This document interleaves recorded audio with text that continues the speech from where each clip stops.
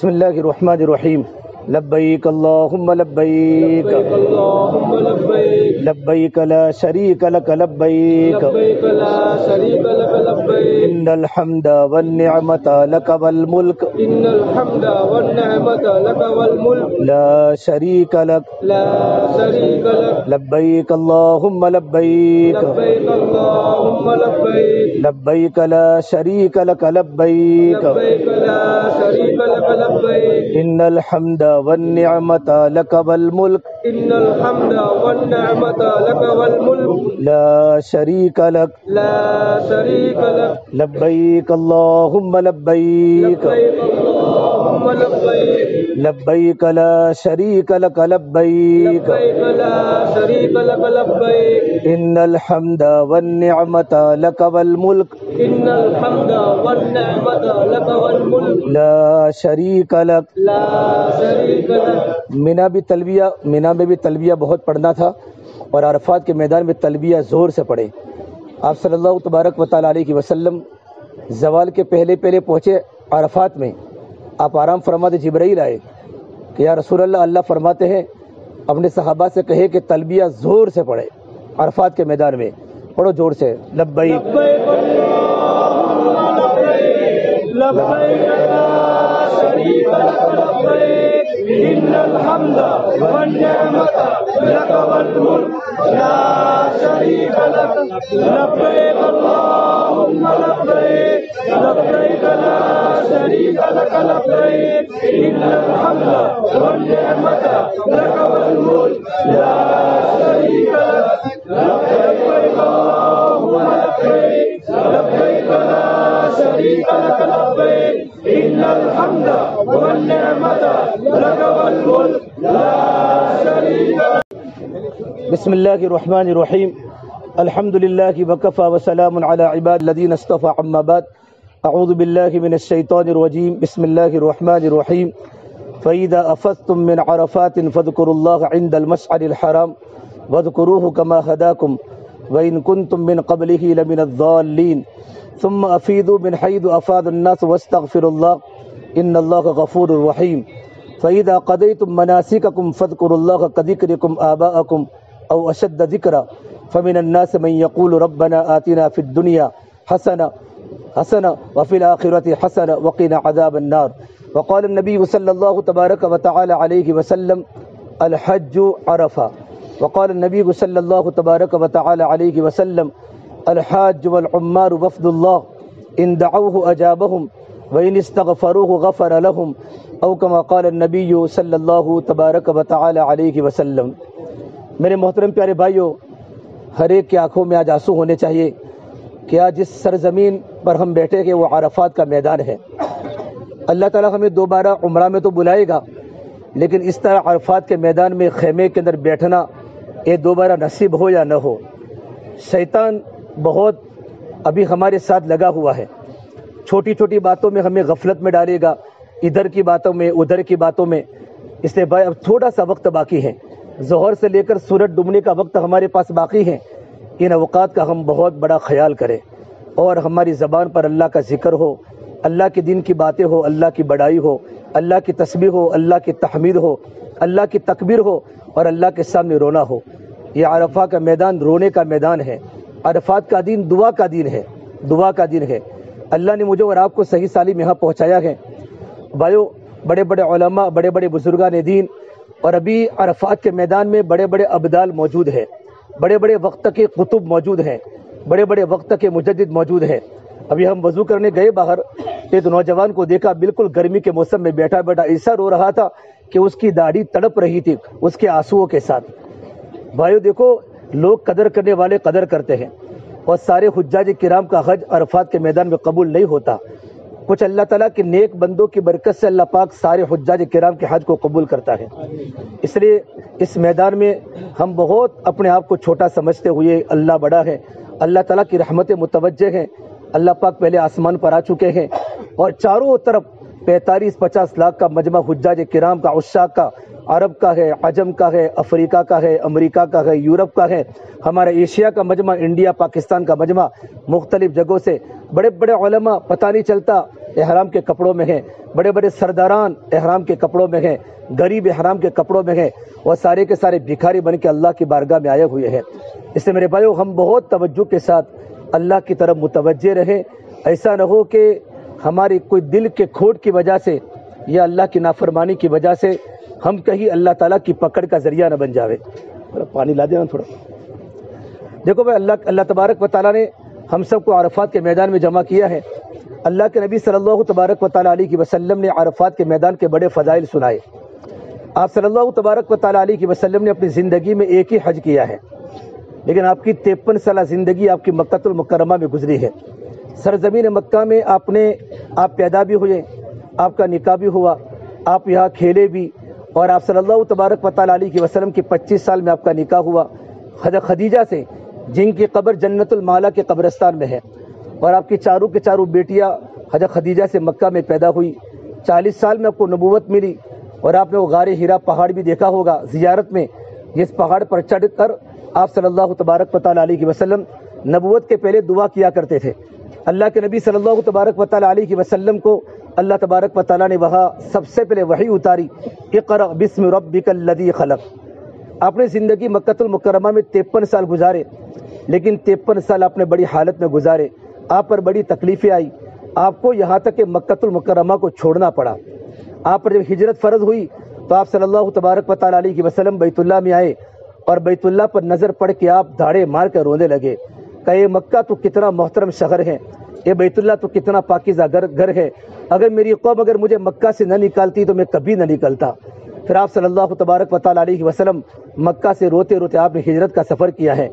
انشاءاللہ حج کی واپسی کے بعد مدینہ منورہ کی ساری باتیں ہمارے سامنے آئے گی، لیکن اب مدینہ منورہ پہنچے تو مدینہ منورہ جانے کے بعد آپ روزانہ روتے تھے مکہ المکرمہ کی یاد میں، یا اللہ تو مجھے دوبارہ میرے شہر میں پہنچا دے تاکہ میں طواف کرتا رہوں، میں عمرے کرتا رہوں۔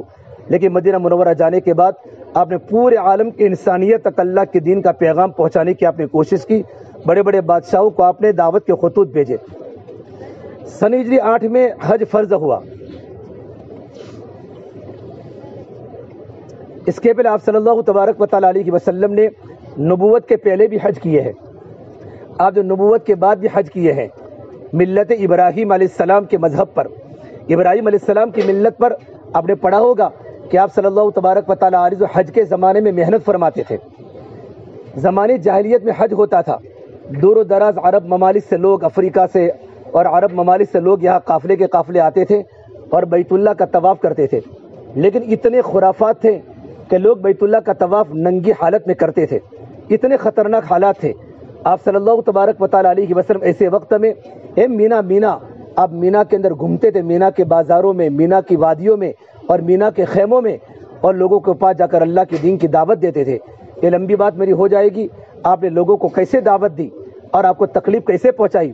ایک روایت میں آپ کو سنا کر بات کو ختم کروں۔ آپ صلی اللہ تبارک و تعالیٰ علیہ وسلم آپ جب مینا میں پہنچے، مینا میں مسجد نمرہ کے پاس ایک جگہ ہے، مسجد خیف کے پاس، وہ اللہ کے نبی صلی اللہ تبارک و تعالیٰ خیمے کے پاس گئے اور کہا میں اللہ کا نبی ہوں، تو میری بات کو سنو گے؟ تو لوگوں نے کہا ہم تو تم کو نبی نہیں مانتے۔ تو کہا میری کون مدد کرے گا، اور اگر تم مجھے اپنے علاقے میں لے جاؤں گے، اپنے علاقے میں، تو میں تمہارے علاقے میں جا کر اللہ کے دین کی دعوت پہنچاؤں۔ پوچھا تمہارا قبیلہ کون سا؟ کہ ہمارا قبیلہ بنو عامر بن صعصعہ ہے اور ہم طاقتور قوم ہے، لیکن تم ہمارے خیمے میں بیٹھ جاؤ، نہ ہم تمہاری تصدیق کرتے ہیں نہ ہم تم کو جھٹلاتے ہیں۔ آپ صلی اللہ تبارک و تعالیٰ علیہ وسلم فجر کی نماز سے لے کر زوال تک، سورج کے سر پر آنے تک آپ خیمے میں بیٹھے رہے، اس انتظار میں کہ لوگ اپنے قبیلے میں جائیں گے تاکہ میں وہاں جا کر اللہ کے بندوں کو اللہ کے دین کی دعوت پہنچاؤں گا۔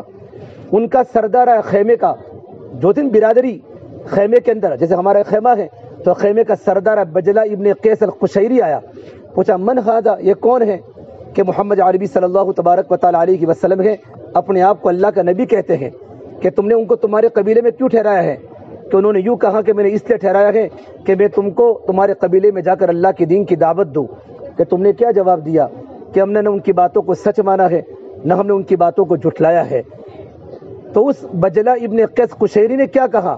اے میری قوم، حج کے مکمل ہونے کے بعد تم لوگ اپنے اپنے علاقوں میں جاؤ گے، اپنے اپنے علاقوں میں تم لوگ جاؤ گے، لیکن تم لوگ مکہ سے کوئی نہ کوئی چیز اپنے بچوں کے لیے گھر پر بھی لے کر جاؤ گے۔ اگر تم اس نبی کو لے کر گئے تو لات و عزا کی قسم تم مکہ کی سب سے بدترین چیز کو لے کر جاؤ گے، مکہ کی سب سے بدترین چیز کو لے کر جاؤ گے۔ پھر کہا یا محمد قم، کھڑا ہو جا، الحق بقومک، اپنی قوم کے ساتھ چلا جا، اگر میری قوم اگر تجھے پناہ نہ دیتی تو میں تیری گردن کو نعوذ باللہ اڑا دیتا۔ آپ صلی اللہ تبارک و تعالیٰ علیہ وسلم مینا کے خیموں میں گھومتے تھے اللہ کے بندوں کو اللہ کی دین کی دعوت دینے کے لیے۔ حضرت منیب ازدی فرماتے ہیں کہ میں نے مینا کے خیمے میں موجود تھا، میں نے اسلام قبول نہیں کیا تھا، میں نے اللہ کے نبی کو دیکھا، یہ خیمہ وہ خیمہ، چلتے چلتے چلتے چلتے ایک جگہ پر پہنچے اور ایک جگہ پر جا کر کہا کہ میں اللہ کا نبی ہوں، تم میری بات کو مان لو۔ تو سارے کے سارے خیمے والے کھڑے ہوئے اور اللہ کے نبی کے چہرے پر تھوکا، فَمِنْهُمْ مَنْ تَفَلَ فِي وَجْهِهِ، اللہ کے نبی کے چہرے پر تھوکا۔ آپ صلی اللہ تبارک و تعالیٰ علیہ وسلم وہاں سے آگے گزرے، دوسرے خیمے والوں کو دعوت دی تو انہوں نے اللہ کے نبی کے چہرے پر مٹی ڈالی۔ وَمِنْهُمْ مَنْ حَثَى عَلَيْهِ التُّرَابَ، کس کے چہرے پر مٹی ڈالی؟ قرآن نے میرے نبی کے چہرے کی قسم کھائی ہے، وَالضُّحَىٰ، اے نبی تیرے روشن چہرے کی قسم، وَاللَّيْلِ إِذَا سَجَىٰ، تیری سیاہ زلفوں کی قسم، مَا وَدَّعَكَ رَبُّكَ وَمَا قَلَىٰ، تیرا رب تجھے کیسے چھوڑ سکتا ہے، وَلَلْآخِرَةُ خَيْرٌ لَكَ مِنَ الْأُولَىٰ، نبی جی آخرت دنیا سے بہتر ہے، وَلَسَوْفَ يُعْطِيكَ رَبُّكَ فَتَرْضَىٰ، اے میرے پیارے محبوب، پروردگار عالم تیری قربانیوں کی وجہ سے، تیرے راتوں کے رونے اور دھونے کی وجہ سے اور میرے امت کے پیچھے گھومنے کی وجہ سے پروردگار عالم آپ کو وہ بدلہ دے گا کہ نبی آپ راضی ہو جائیں گے۔ پھر اللہ کے نبی صلی اللہ تبارک و تعالیٰ علیہ وسلم آگے چلے تو لوگوں نے میرے نبی کو گالیاں بولی، وَمِنْهُمْ مَنْ سَبَّهُ حَتَّى انْتَصَفَ النَّهَارِ، یہاں تک کہ سورج بالکل سر پر آ چکا۔ فجر کے بعد نکلے سارے خیموں میں ملاقات میں، کسی نے اللہ کے نبی کی باتوں کو نہیں مانا۔ آپ نے اپنی چادر اپنے کندھے پر ڈالی، گھر پر پہنچے، آپ کے چہرے پر تھوک بھی تھا، آپ کے چہرے پر گرد و غبار بھی تھا، اور گالیاں سن سن کے میرے نبی کا سینہ ٹوٹ چکا تھا۔ آپ کی بیٹی زینب نے حضور کو دیکھ لیا، پیالے میں پانی کو لے کر آئی، فَأَقْبَلَتْ جَارِيَةٌ بِعُصٍّ مِّن مَّاءٍ، پیالے میں پانی کو لے کر آئی اور اللہ کے نبی کے چہرے کو دھونے لگی، اور حضور کا چہرہ دھوتے دھوتے حضرت زینب رو پڑی، اس کے آنکھوں میں آنسو جاری ہو گئے۔ اپنی بیٹی کو روتا دیکھ کر سرکار مدینہ صلی اللہ تبارک و تعالیٰ علیہ وسلم بھی رو پڑے، اور آپ نے فرمایا میری بیٹی تم مت رو، لا تخشى علی ابیک غیرۃ، پروردگار عالم تیرے ابا کے آسمانوں پر حفاظت کر رہا ہے۔ اس سرزمین پر میں اور آپ بھائیوں بیٹھے ہیں، لیکن مجھے اور آپ کو اس جگہ کی قدر نہیں ہے۔ ہم گھر پر پہنچیں گے حاجی بن کے تو پہنچیں گے، لیکن وہ جگہ کی کیفیت ہمارے سامنے ہو۔ میرے آقا صلی اللہ تبارک و تعالیٰ علیہ وسلم سن ہجری 8 میں حج تو فرض ہوا، لیکن آپ زمانے جاہلیت کے اندر بھی آپ حج کر کے لوگوں کو اللہ کے دین کی باتیں بتاتے تھے۔ عرب لوگ کیا کرتے؟ عرب لوگ حج کے مہینوں میں نہیں کرتے تھے، میری بات سننا، حج کے مہینوں میں عرب لوگ حج نہیں کرتے تھے۔ جب سن ہجری 8 میں حج فرض ہوا تو اس وقت تاریخ ذی الحجہ کی 28 29 پڑتی تھی، تو آپ نے حج کا اعلان نہیں کیا۔ سن ہجری 9 میں 10 دن عرب لوگ 10 دن پیچھے جاتے ہیں، تو 18 19 ذی الحجہ کو حج کی تاریخ ان کی آتی تھی، تو آپ نے حج نہیں کیا۔ آپ صلی اللہ تبارک و تعالیٰ علیہ وسلم نے صدیق اکبر کو بھیجا 300 کے قافلے کے ساتھ حج کا امیر بنا کر۔ آٹومیٹک جب حج 8 9 ذی الحجہ کو آیا تو آپ نے حج کا اعلان کیا۔ آپ نے ایسا کیوں کیا؟ اللہ کے نبی چاہتے تو ڈائریکٹ اسلامی حکومت کے ہونے کا حکم فرماتے۔ اب دیکھو بھئی حج ان تاریخوں میں ہوگا، لیکن نیا اسلام لوگوں نے قبول کیا تھا، اور دین کی محنت کے پھیلانے میں تدریج آہستہ آہستہ ضروری ہو سکتا ہے۔ عرب لوگ نہ کہہ دے، انکار کر دے۔ صاحب صلی اللہ تبارک و تعالیٰ علیہ وسلم جب حج کا اعلان کیا تو یہ حج کی تاریخ تھی، پھر آپ نے کہہ دیا انما النسیء زیادۃ فی الکفر، اب روزانہ 10 دن نہیں بڑھیں گے، انہی تاریخوں میں حج آئے گا۔ آپ صلی اللہ تبارک و تعالیٰ علیہ وسلم آپ نے سنیچر کی دن مدینہ منورہ سے آپ نے حجۃ الوداع کا اعلان کیا۔ مدینہ منورہ سے ذی الحجہ کے مہینے میں نکلے، اپریل کا مہینہ تھا، ذی الحجہ کو نکلے آپ، اور سنیچر کا دن تھا۔ آپ نے احرام کی 2 چادریں پہنی، احرام کی 2 چادریں، مسکت میں ایک شغر سخارہ، اس سخارہ سے بنی ہوئی 2 چادریں احرام کی تھی۔ اس وقت مدینہ منورہ سے آپ کے ساتھ 7000 کا مجمع تھا۔ چلتے چلتے آپ صلی اللہ تبارک و تعالیٰ آپ نے نیت نہیں فرمائی، احرام کی 2 چادریں پہنی، اور آپ ذوالحلیفہ مدینہ منورہ سے جو لوگ احرام باندھتے ہیں ذوالحلیفہ، آج کے زمانے اس کو بیر علی کہا جاتا ہے، آپ نے وہاں قیام کیا۔ جبرائیل یا رسول اللہ اللہ تبارک و تعالیٰ فرماتے ہیں کہ ذوالحلیفہ بڑی مبارک وادی ہے، آپ ایک رات ایک دن قیام کریں۔ آپ نے وہاں ایک دن اور ایک رات آپ نے قیام فرمایا، اور پھر آپ نے خوشبو لگائی، خوشبو اپنے بدن پر خوشبو لگائی، اور اللہ کے نبی کے بڑے بڑے بال تھے، یہاں تک بال تھے، تو آپ نے بالوں کے درمیان گند لگایا، گند آپ نے گند لگایا تاکہ بال کیا ہو جائے آپس میں، ہاں، اور آپ نے بدن پر خوشبو لگائی، اور اس کے بعد آپ نے حج کا احرام باندھا۔ احرام کے باندھنے کے بعد آپ نے پھر تلبیہ پڑھا، نیت کیا آپ نے، لبیک حجۃ لبیک اللہم لبیک لبیک لا شریک لک لبیک ان الحمد والنعمت لک والملک لا شریک لک۔ آپ نے حج کا احرام باندھا، جبرائیل آئے، یا رسول اللہ پاک فرماتے ہیں کہ آپ عمرے کا بھی احرام باندھ لے ساتھ میں، پھر آپ نے عمرے کا بھی آپ نے ساتھ میں ارادہ کیا۔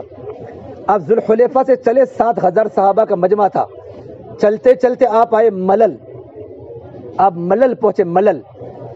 اگر ہمارا سفر ساتھ میں ہوگا تو میں آپ کو ساری جگہ بتاؤں گا جہاں اللہ کے نبی کہاں کہاں ٹھہرے تھے۔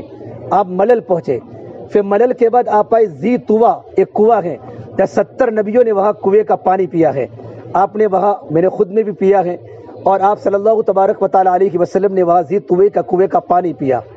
پھر ذی طویٰ سے آپ نکل کر آپ پہنچے عصایا، عصایا سے آپ آئے عرج، اس کے بعد آپ آئے ابوا جہاں اللہ کے نبی کی والدہ کی قبر ہے، مقام ابوا۔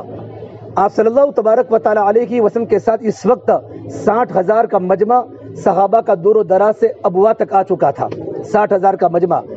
ابوا آئے تو آپ رو پڑے، آپ کو اپنی والدہ کی یاد تازہ ہو گئی، جس وقت آپ کی والدہ آمینہ ام ایمن کے ساتھ آپ 6 سال کے بچے تھے اور آپ کو لے کر چلی تھی، اور ابوا پر اللہ کے نبی کی ماں کو اٹیک آیا تھا، اٹیک آیا تھا، اور ان کی ماں گر گئی، اور روایت میں لکھا ہے کہ اس وقت ان کی ماں نے، میرے نبی بالکل چھوٹے سے بچے تھے، اور وہ اشارہ کر کے فرمایا میرا بیٹا دنیا میں تیرا نام روشن ہوگا، تیری آواز مشرق میں سنائی دے گی، تیری آواز مغرب میں سنائی دے گی۔ پھر ماں کا انتقال ہو گیا۔ ابوا کی وہ پہاڑی میرے بھائیوں، ابھی تو ساری سڑکیں بن گئی، 6 سال کا بچہ، ام ایمن یہ اللہ کے نبی کی والدہ کی باندی ہے، ام ایمن کے ساتھ تھے، ماں کا انتقال ہو چکا، باپ دنیا سے رخصت ہو چکے تھے، دادا کا انتقال بعد میں ہوا، تو اس وقت آپ پر کیا کیفیت ہوگی؟ آپ اپنی ماں کی قبر پر یوں کر کے سو گئے۔ ام ایمن فرماتے میں نے حضور کو کھینچا، لیکن فرماتے ماں تو کہاں چھوڑ کے چلی گئی، میرے ابو بھی نہیں تو اکیلے چھوڑ کے کہاں چلی گئی۔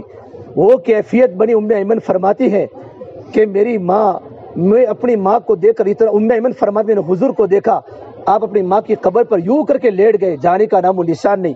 ام ایمن نے اللہ کے نبی کو کھڑا کیا، پھر حضور دوڑ کے چلے گئے، پھر کھڑا کیا، پھر دوڑ کے چلے گئے۔ آپ صلی اللہ تبارک و تعالیٰ علیہ وسلم 57 سال اپنی ماں کی وفات کے ہو چکے ہیں، حج کے سفر میں اپنی ماں کی یاد تازہ ہو گئی، سارا صحابہ کا مجمع نیچے سڑک پر ہے، آپ دوڑتے دوڑتے اپنی ماں کی قبر پر اوپر پہنچ گئے، نبوت کے بعد آپ دوڑے ہیں، اور ماں کی قبر پر جا کر پھر آپ نے رونا شروع کیا، آپ کا بدن کا روا روا میرے بھائیو رو رہا تھا اپنی والدہ آمینہ کی یاد میں، اور اس وقت آپ نے فرمایا آج کے دن تو میں اپنی والدہ کے پاس رہوں گا، میں نہیں آؤں گا۔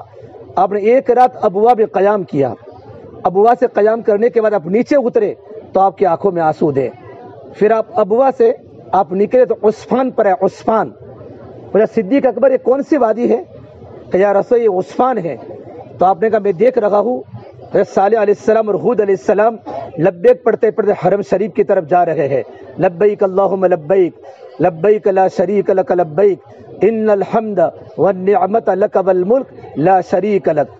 اب عصفان سے آپ آئے مر الزہران تک، مر الزہران آپ نے قیام کیا، پھر مر الزہران کے بعد آپ آئے شریف پر، جب شریف پہنچے شریف تو دیکھا تھا عائشہ رو رہی ہے، اللہ کے نبی کی بیوی رو رہی ہے، پوچھا عائشہ کیوں رو رہی ہے؟ لعلک نفستی، ہو سکتا تجھے بھی عورتوں والا عذر آ گیا، سمجھ لو عورتوں والا عذر کہ نماز نہیں پڑھ سکتی عورت کا، اللہ کے نبی یہ ہو چکا ہے، تو آپ نے عائشہ گھبرانے کی بات نہیں ہے، اب آپ عمرہ نہیں کرے گی، آپ ڈائریکٹ حج کرے گی۔ پھر اب مقام شریف سے آپ وہاں سے نکلے، آپ تنعیم پر آئے، تنعیم پر، اور آپ نے اپنی 2 چادروں کو تبدیل فرمایا، آپ نے غسل کیا اور اپنی 2 چادروں کو تبدیل فرمایا، اور 2 چادروں کو تبدیل فرمانے کے بعد آپ پھر آئے ذی طویٰ پر آئے، اور مکہ کے ٹاپ سے آپ نیچے اترے، اور ہم بنو شیبہ جو لوگ رہتے عزیزیہ میں رہتے ہیں اور جو کبڑی سے نکلتے سامنے دروازہ ہے باب بنی شیبہ، یہ میرے نبی کے خاندان کا دروازہ ہے۔ آپ صلی اللہ تبارک و تعالیٰ علیہ وسلم اس دروازے سے آپ بیت اللہ میں انٹر ہوئے۔ آپ جب اندر داخل ہوئے تو آپ کے سارے قبیلے کے بچے حضور کو دیکھنے جمع ہو گئے، کوئی کندھے پر بیٹھ گیا، کوئی سر پر بیٹھ گیا، کوئی آپ کی گود میں بیٹھ گیا، اور اللہ کے نبی سب کے ساتھ آپ نے ہنسی مذاق فرمائی، سب کو شفقت کا ہاتھ پھیرا۔ پھر اللہ کے نبی صلی اللہ تبارک و تعالیٰ علیہ وسلم بیت اللہ میں داخل ہوئے۔ آپ حجر اسود کے سامنے آئے اور آپ نے حجر اسود کو آپ نے بوسہ دیا، آپ نے بوسہ دیا اور آپ نے عمرے کی نیت فرمائی۔ نیت فرمانے کے بعد آپ نے حجر اسود کا بوسہ دیا، پھر آپ نے سجدہ کیا۔ حجر اسود ہمیں نہیں کرنا، میں آپ کو اللہ کے نبی کا حج بتا رہا ہوں۔ آپ نے حجر اسود کا بوسہ دیا، پھر آپ نے سجدہ کیا۔ آپ نے حجر اسود کا بوسہ دیا 3 مرتبہ، پھر آپ نے سجدہ کیا۔ اور سجدہ کرنے کے وقت 1 لاکھ سوا لاکھ کا مجمع بیت اللہ میں اس وقت صحابہ کا جمع ہو چکا تھا۔ آپ کا الوداعی حج، حجۃ الوداع، آپ نے طواف کا پہلا چکر لگایا، دوسرا لگایا بوسہ دیا، تیسرا لگایا بوسہ دیا، اور چوتھے چکر میں آپ نے چھڑی بوسہ۔ جب رس زیادہ جمع ہو چکا صحابہ کا مجمع تو آپ پیچھے چلے گئے اور آپ نے لکڑی سے یوں کر کے بوسہ دیا اور فرمایا عمر رس ہو جاوے رس تو کبھی بوسہ دینے کی کوشش مت کرنا۔ حضرت عمر کو چوتھے چکر میں آپ نے فرمایا عمر جب رس ہو جاوے، مجمع زیادہ ہو جاوے تو بوسہ دینے کی فکر مت کرنا، تو دور سے بوسہ دے گا اللہ تجھے اتنا ہی ثواب دے گا جتنا حجر اسود کو بوسہ دینے کا ثواب ملتا ہے۔ تاکہ اسے کہ کسی کو تکلیف دینا، دھکا مارنا، حرم شریف میں دھکا دینا حرام ہے، ایسے بھی دھکا مارنا تو حرام ہے۔ بوسہ دینا نفل ہے، نفل کو کام کرنے کے لیے فرض کو چھوڑنا، اتنا بڑا منکر کام کرنا، یہ اللہ کو ناپسند ہے۔ آپ نے بیت اللہ کے 3 وقت میں آپ نے بوسے دیے، پھر آپ نے چھڑی سے آپ نے بوسے دیے۔ 7 چکر پورے ہونے کے بعد آپ نے طواف کی 2 رکعت نماز پڑھی۔ 2 رکعت کے نماز کے پڑھنے کے بعد آپ صفا پر پہنچے، آپ نے 8واں بوسہ دیا اور آپ صفا پر پہنچے، اور صفا پر پہنچ کر آپ نے کعبۃ اللہ کی طرف دیکھ کر آپ نے بہت دیر تک دعا فرمائی، بہت دیر تک دعا فرمائی۔ پھر صفا سے مروہ، مروہ سے صفا، آپ نے 4 چکر آپ نے پیدل لگائے اور 3 چکر آپ نے اپنی اونٹنی قصوہ پر 3 چکر کر کے 7 چکر آپ نے پورے کیے۔ اللہ کے نبی صلی اللہ تبارک و تعالیٰ علیہ وسلم نے صفا مروہ کی سعی میں چوتھے کلمے کو خوب پڑھا، اللہ کی توحید کو خوب بیان کیا، پھر آپ نے 2 رکعت نماز پڑھی۔ صفا مروہ کی سعی کے بعد آپ نے اعلان کیا، 1.25 لاکھ کا مجمع تھا، جو لوگ جانور لے کر اپنے گھروں سے نہیں آئے پہلے زمانے میں، بلکہ سنت ہے گھر سے جانور کو لے کر آ کر قربانی کرنا۔ صحابہ مدینہ منورہ سے اپنی ہدی کو لے کر آتے تھے، جو جانور کو لے کر نہیں آئے وہ حلق کرا دے، اور جو جانور کو لے کر آئے گے وہ اپنے احرام کو نہ کھولے۔ پوچھا اللہ کے نبی آپ کہ میں تو اپنے جانور کو لے کر آیا ہوں، ابو بکر بھی لے کر آئے ہیں، عمر بھی لے کر آئے ہیں، عثمان بھی لے کر آئے ہیں، ابو عبیدہ بھی لے کر آئے ہیں، سعد بن وقاص بھی لے کر آئے ہیں، قعقاع بن عمر تمیمی لے کر آئے ہیں، ابو دجانہ بھی لے کر آئے ہیں۔ آپ نے 15 صحابہ کا نام لیا کہ وہ سارے کے سارے جانور کو لے کر آئے ہیں، تو ہم احرام نہیں کھولیں گے۔ تمام صحابہ نے احرام کھولا اور سب نے حلق کرایا، تو تمام صحابہ کرام کا حج حج تمتع ہوا۔ کیا ہوا؟ اس کے بعد آپ صلی اللہ تبارک و تعالیٰ علیہ وسلم، یہ پیر کا دن تھا، پیر کا دن، منگل بدھ اتوار کا دن تھا، اتوار کو آپ کا عمرہ پورا ہوا، پھر پیر منگل بدھ جمعرات 4 دن آپ مکہ مکرمہ میں بالکل نہیں آئے، بیت اللہ میں آپ اپنے خیمے کے اندر ہی رہے۔ کیوں نہیں آئے؟ جیسے ہم نفلی طواف کرتے ہیں نا، آپ نے ایک بھی نفلی طواف آپ نے نہیں کیا، آپ اپنے کمرے میں رہے، تاکہ اگر حضور آتے تو رش پھر سے ہو جاتا، 1.25 لاکھ کا پھر پورا مجمع ہوتا، پھر دھکا مکی ہوتی۔ تو اللہ کے نبی نے امت کی آسانی کے لیے آپ اپنے کمرے میں رہے۔ جمعرات کے دن آپ آئے، اور جمعرات کو ظہر میں آپ نے آ کر ظہر کی نماز پڑھائی، اور ظہر کی نماز کے پڑھانے کے بعد آپ نے پورے حج کے ارکان سکھائے۔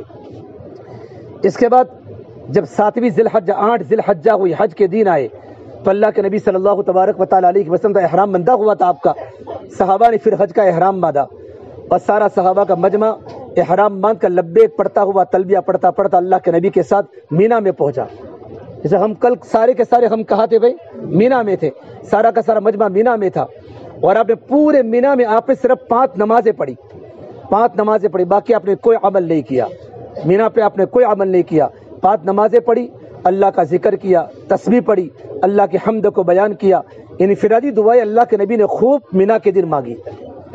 8ویں ذی الحجہ کو آپ رات کو نہیں نکلے، بلکہ 8ویں ذی الحجہ کا پورا دن ظہر پڑھی، عصر پڑھی، مغرب پڑھی، عشاء پڑھی، اور 9ویں ذی الحجہ کی فجر آپ نے مینا کے میدان میں پڑھی۔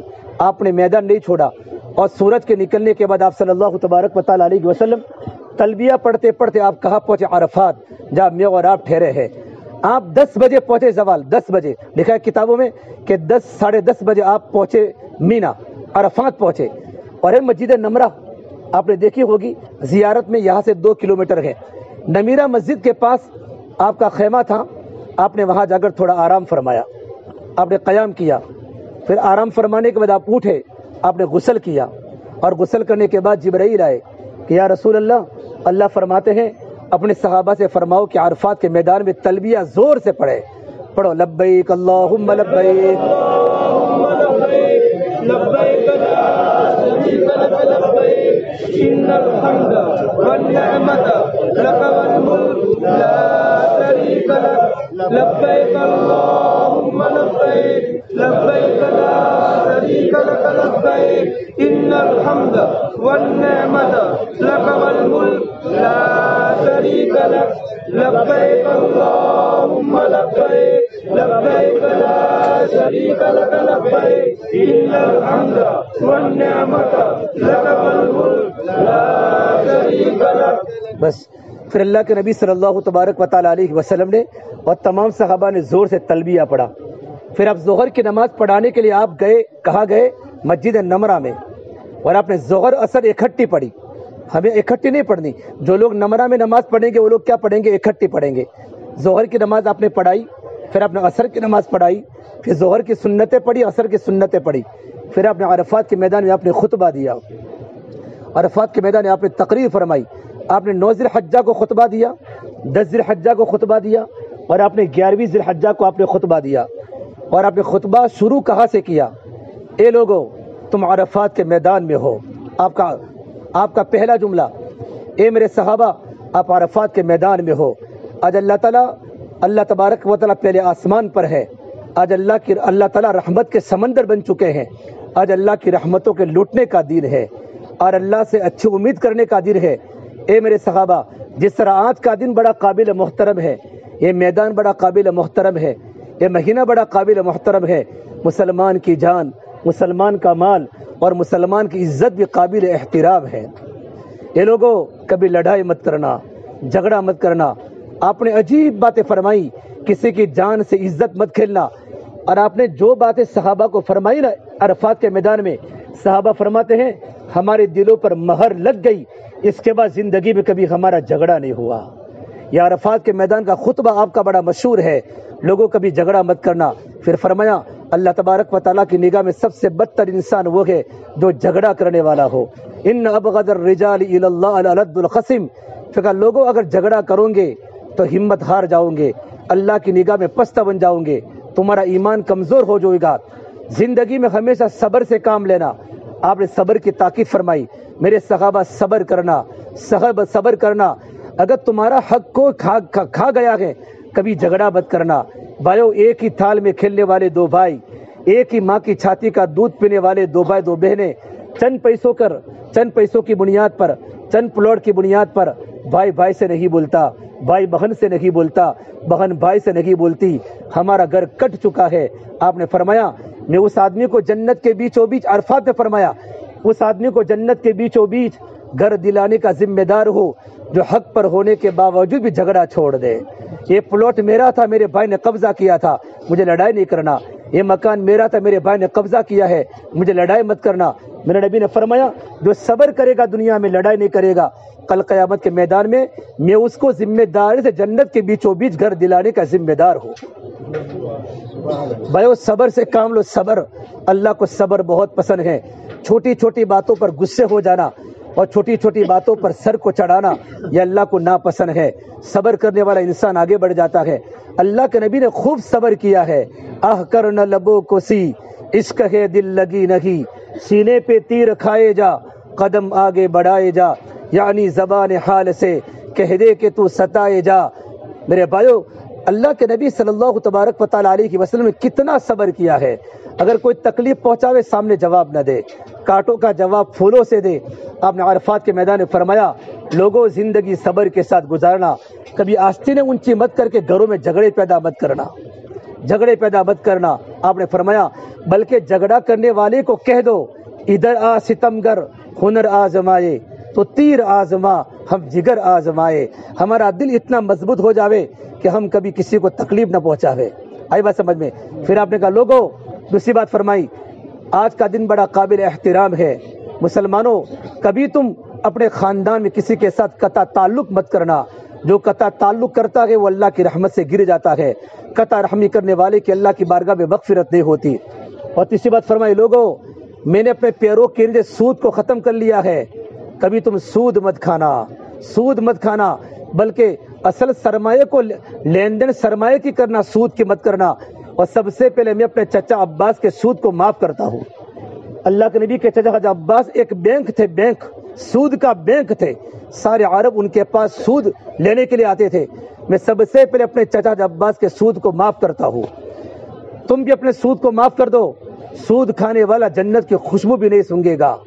پھر آپ نے فرمایا سود پر گاڑیاں, سود پر زندگی گزارنے والا موت کے پہلے ایسا ذلیل ہو جائے گا کہ زندگی میں انسان کبھی ذلیل نہیں ہوا ہوگا. ہمارے شہر کا فقیر اتنا فقیر نہیں ہوگا اتنا سود کھانے والا 40 سال میں فقیر بن جاوے گا. آپ نے کہا میں اپنے چچا عباس کے سود کو معاف کرتا ہوں. حضرت عباس کھڑے ہو گئے کہ اے مکہ والوں, میرے بھتیجے محمد عربی صلی اللہ تبارک و تعالیٰ علیہ وسلم نے سود کو معاف کیا, میں اپنے اصل کو بھی معاف کرتا ہوں. اے لوگوں میں اپنے اصل کو بھی معاف کرتا ہوں. میں ایک بار مدینہ منورہ میں آیا تھا 2015 میں. تو مدینہ منورہ میں مغرب بعد ایک بہت بڑے عالم شیخ ابو بکر الجزائری کا بیان چل رہا تھا. اس میں انہوں نے بات کہی تھی, کسی کتاب میں نے پڑھی نہیں, ان کے بیان میں میں نے بات سنی تھی.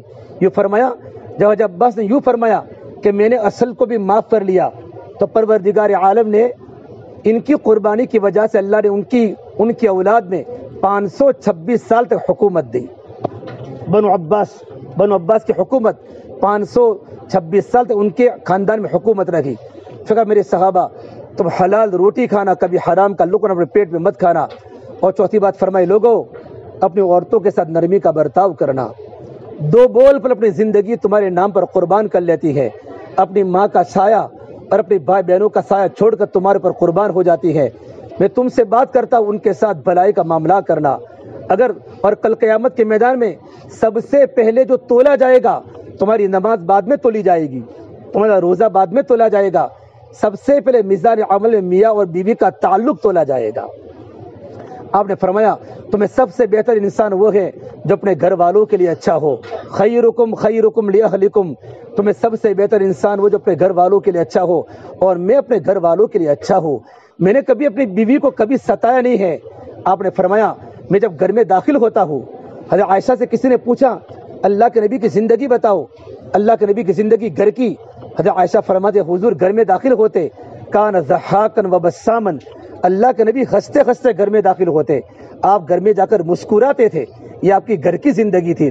ایک بار آپ صلی اللہ تبارک و تعالیٰ علیہ وسلم جب گھر میں داخل ہوتے, مسواک کر کے داخل ہوتے, سلام کر کے داخل ہوتے اور مسکرا کر داخل ہوتے, تو آپ کے چہرے پر مسکراہٹ تھی. عائشہ نے حضور کا استقبال ہنستے ہوئے چہرے کے ساتھ کیا. آپ نے کہا عائشہ تو مجھے تجھ سے اتنی محبت ہے. حضور نے کہا مجھے تجھ سے اتنی محبت ہے جس طریقے پر میں کھجور کو شہد کے ساتھ کھاؤں. یہ کون کہہ رہا ہے؟ نبیوں کے سردار گھر کی زندگی بتا رہے ہیں کہ میاں بیوی کو کیسے آپس میں رہنا ہے. مجھے تجھ سے اتنی محبت ہے کہ میں کھجور کو شہد کے ساتھ ملا کر کھاؤں. تو عائشہ نے کہا اتنی محبت ہے, مجھے تو آپ سے اتنی محبت ہے کہ میں شہد کو ملائی کے ساتھ ملا کر کھاؤں. حضرت عائشہ نے حضور سے اوپر کی بات بتائی. اے میرے نبی اور عائشہ کے درمیان کے میرے بھائی تعلقات تھے. اللہ کے نبی صلی اللہ تبارک و تعالی صحابہ کرام کے ساتھ سفر فرما رہے ہیں. سفر, صحابہ کو فرمایا تم آگے چلے جاؤ. پھر اپنی بیوی کو لے کر دوڑے. آج کوئی بڑے کا بڑا عالم بیوی کو لے کر دوڑتا ہے بیوی کا دل رکھنے کے لیے. کیا میرے نبی کو تفریح پسند تھی؟ نہیں, زندگی کیسے گزارنی ہے یہ تعلیم دے رہے ہیں امت کو, بیویوں کے ساتھ کیسا برتاؤ کرنا ہے. نکاح ہونے کے بعد میرے بھائی اکثر لوگ بیلنس نہیں کر پاتے, بیوی کی محبت میں ماں کو بھول جاتے ہیں. اور ماں کی محبت میں بیوی کو بھول جاتے ہیں، حالانکہ ماں تو ماں ہوتی ہے۔ امام شافعی رحمۃ اللہ علیہ اتنے بڑے امام کہ 14 سال کی عمر میں امام شافعی بن چکے تھے، اتنے بڑے امام بن چکے تھے کہ ہزاروں کا مجمع ان سے سوال کیا کرتا، مسائل پوچھتا تھا، لیکن رات کا جب وقت ہوتا تھا اپنی بوڑھی ماں کے پیروں کو چومتے تھے، اپنی بوڑھی ماں کے پیروں کو چاٹتے تھے۔ ان کی بوڑھی ماں فرماتی، بیٹا انت امام العربی والعجم، تو عرب کا بھی امام ہے، تو عجم کا بھی امام ہے، تو میرے پیروں کو چومتا ہے، تو میرے پیروں کو چاٹتا ہے۔ فرماتے ماں میں تمہارے پیروں کو نہیں چاٹتا، میں تو جنت کی نعمتوں کو چاٹ رہا ہوں کہ اللہ نے میری ماں کے پیروں کی اللہ نے جنت بنائی ہے۔ میرے بھائیو، بہت سے نوجوان یہاں آئے ہوں گے جن کے ماں باپ نے حج نہیں کیا ہوگا، جن ماں باپ نے بڑی محنت سے مجھے اور آپ کو بڑا کیا ہے، لیکن ماں دنیا سے چلی گئی ہے یا باپ دنیا سے چلا گیا اور ان کو حج کرنے کے موقع نہیں ملے، کھیتوں میں مزدوری کر کے مجھے اور آپ کو پڑھایا اور پروان چڑھایا، کتنے میرے اور آپ کے نخرے برداشت کیے۔ آج ماں باپ ہمارے حج میں نہیں ہیں، ان کے جوان جوان لڑکے حج میں ہیں، یہ ماں باپ کی دعاؤں کے برکات ہے۔ اس لیے ماں سے اچھا برتاؤ کرنا، باپ تو جنت کا دروازہ ہے، ماں باپ کے بغیر کچھ نہیں ہے۔ میرے نبی نے فرمایا، کاش میری ماں ہوتی، عشاء کی نماز کا وقت ہوتا، میرے پیچھے صحابہ کا مجمع نماز پڑھتا اور میری ماں کہتی، یا محمد قطعت صلاتی وقلت لبیک یا اماں، تمہیں اپنی نماز کو توڑ دیتا اور کہتا، ماں تو کیا کہنا چاہتی ہے۔ اے میرے نبی نے اپنی ماں کا مقام بتایا ہے۔ اسے میرے بھائیو، ماں سے بڑھ کر کوئی نعمت نہیں ہے۔ ایک اللہ کے ولی کا انتقال ہوا تو آسمان سے آواز آئی، زندگی سنبھل سنبھل کے گزارنا، جس ہستی کا آسرا تجھے بچا رہا تھا وہ ہستی دنیا سے اڑ چکی ہے۔ جب کوئی نوجوان لڑکا جب رات کو گھر سے نکلتا ہے، بیوی سو جاتی ہے، بچے سو جاتے ہیں، لیکن ماں نہیں سوتی، ماں جاگتی ہے، میرا بیٹا کب آئے گا۔ ہواؤں کے تھپیڑوں کی وجہ سے جب گھر کے دروازے ہلتے ہیں تو ماں کھڑی ہو جاتی ہے، میرا بیٹا آ رہا ہے، میرا بیٹا آ رہا ہے، میرا بیٹا آ رہا ہے۔ ماں کبھی دنیا میں دوبارہ مل نہیں سکتی۔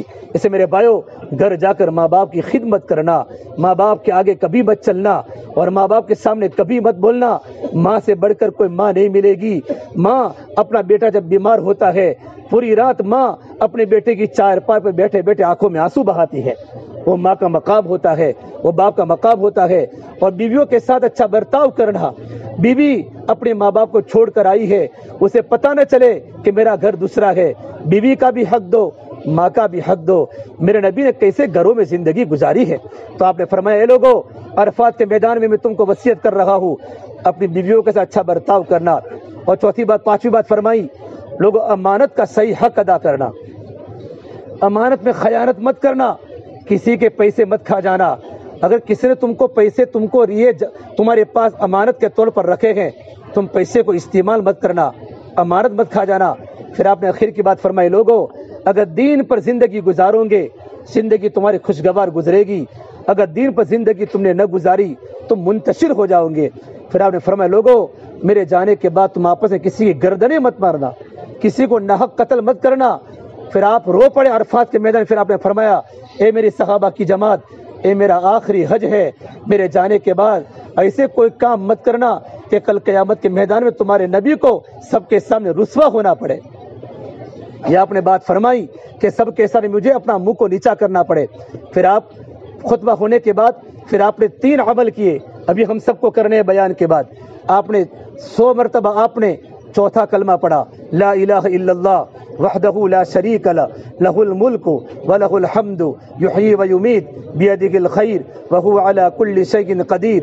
پھر آپ نے 100 مرتبہ آپ نے درود شریف، حالانکہ اللہ کے نبی درود شریف، ہم کو تو حضور کے درود شریف پڑھنی ہے تو ہم تمام درود شریف پڑھے، اللہم صلی علی محمد وعلی آل محمد کما صلیت علی ابراہیم وعلی آل ابراہیم انک حمید مجید، اللہم بارک علی محمد وعلی آل محمد کما بارکت علی ابراہیم وعلی آل ابراہیم انک حمید مجید پڑھ کے وعلینا معہم پڑھے۔ کیا پڑھے؟ اتنا جملہ بڑھاوے یہ اللہ تبارک و تعالی تو اپنے نبی پر رحمت بھیج، نبی کے خاندان والوں پر رحمت بھیج، ابراہیم علیہ السلام پر رحمت بھیج، ابراہیم کے خاندان والوں پر رحمت بھیج۔ یا اللہ تیرا گنہگار بندہ احرام کی 2 چادروں میں عرفات کے میدان میں آیا ہے، یا اللہ گناہوں کا پتلا ہے، ظاہر میں تو بہت اچھا ہے، دل غلاظتوں کا گٹر بن چکا ہے۔ یا اللہ تو مجھے بھی معاف کر اور مجھ پر رحمت کے دروازے کھول دے۔ اس کے بعد 100 مرتبہ سورہ اخلاص پڑھے، قل هو اللہ احد پڑھے 100 مرتبہ۔ علماء نے لکھا ہے جو انسان ظہر کی نماز کے بعد یہ 3 تسبیحات کو پڑھتا ہے، 3 تسبیحات کو، اللہ تبارک و تعالیٰ کی طرف سے آواز آتی ہے، اے میرے فرشتوں دیکھو میرے بندے گرمی کا موسم چل رہا ہے، اور گرمی کے موسم میں میرے بندے پراگندہ بال پراگندہ حال کپڑے میرے کچیلے ہیں، انہوں نے میری تسبیح پڑھی، میری توحید کو بیان کیا، میرے نبی پر درود پڑھا، سورہ اخلاص پڑھا۔ اے میرے بندو آج تمہارے گناہ ریت کے ذرات کے برابر ہو، تمہارے گناہ سمندر کے جاگوں کے برابر ہو، اور تمہارے گناہ آسمان کے ستاروں کے برابر ہو۔ یہ حجاج کرام میرے بندو آج میں نے تمہارے سارے گناہوں کو معاف کر لیا، تمہارے چھوٹے گناہ بھی معاف ہے، تمہارے بڑے بڑے کبیرہ گناہوں کو معاف ہے۔ بھائیو ظہر کے بعد اپنے گناہوں کو یاد کر کے اللہ کے سامنے رونا ہے۔ ایسے گناہ میرے اور آپ نے کیے ہیں، اگر لوگوں کو پتہ چلے، کوئی ہماری بات نہ سنے، کوئی ہمارے پاس نہ بیٹھے، پروردگار عالم نے میرے اور آپ کے گناہوں پر پردہ ڈالا ہے، میرے اور آپ کے گناہوں کو چھپایا ہے۔ اندھیری راتوں میں بہت موبائل کا سہارا لیا ہے، اور میرے اور آپ نے بستروں کو ناپاک کیا ہے۔ اللہ کو سب کچھ پتا ہے، آج عرفات کے میدان میں اللہ اس کی بھی مغفرت کر لے گا۔ جنہیں بڑے بڑے کالے کرتوت بھی کیے ہوں گے اللہ کسی کو نہیں بتائے گا، لیکن حاجی مانگنے والا چاہیے۔ آج کا دن اگر میرے اور آپ نے نہیں مانگا، دوبارہ کبھی ایسی گھڑیاں نہیں ملے گی، کبھی موقع نہیں ملے گا۔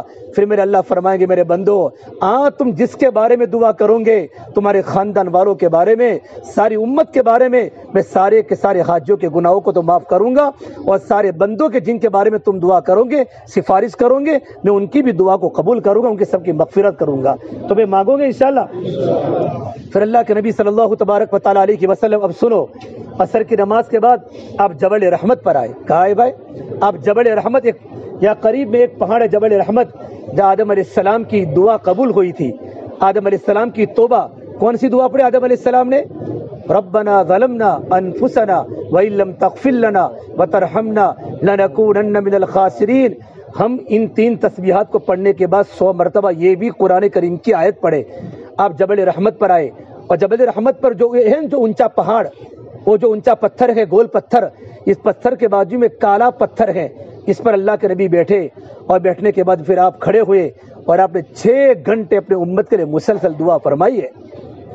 6 گھنٹے مولانا طارق جمیل صاحب فرماتے، مجھے خود مولانا نے فرمایا کہ مولوی صاحب میں ہر سال حج کرتا ہوں، میرا 25واں 26واں حج ہے، لیکن میں ایک مرتبہ 2.5 گھنٹے میں نے دعا مانگی تھی۔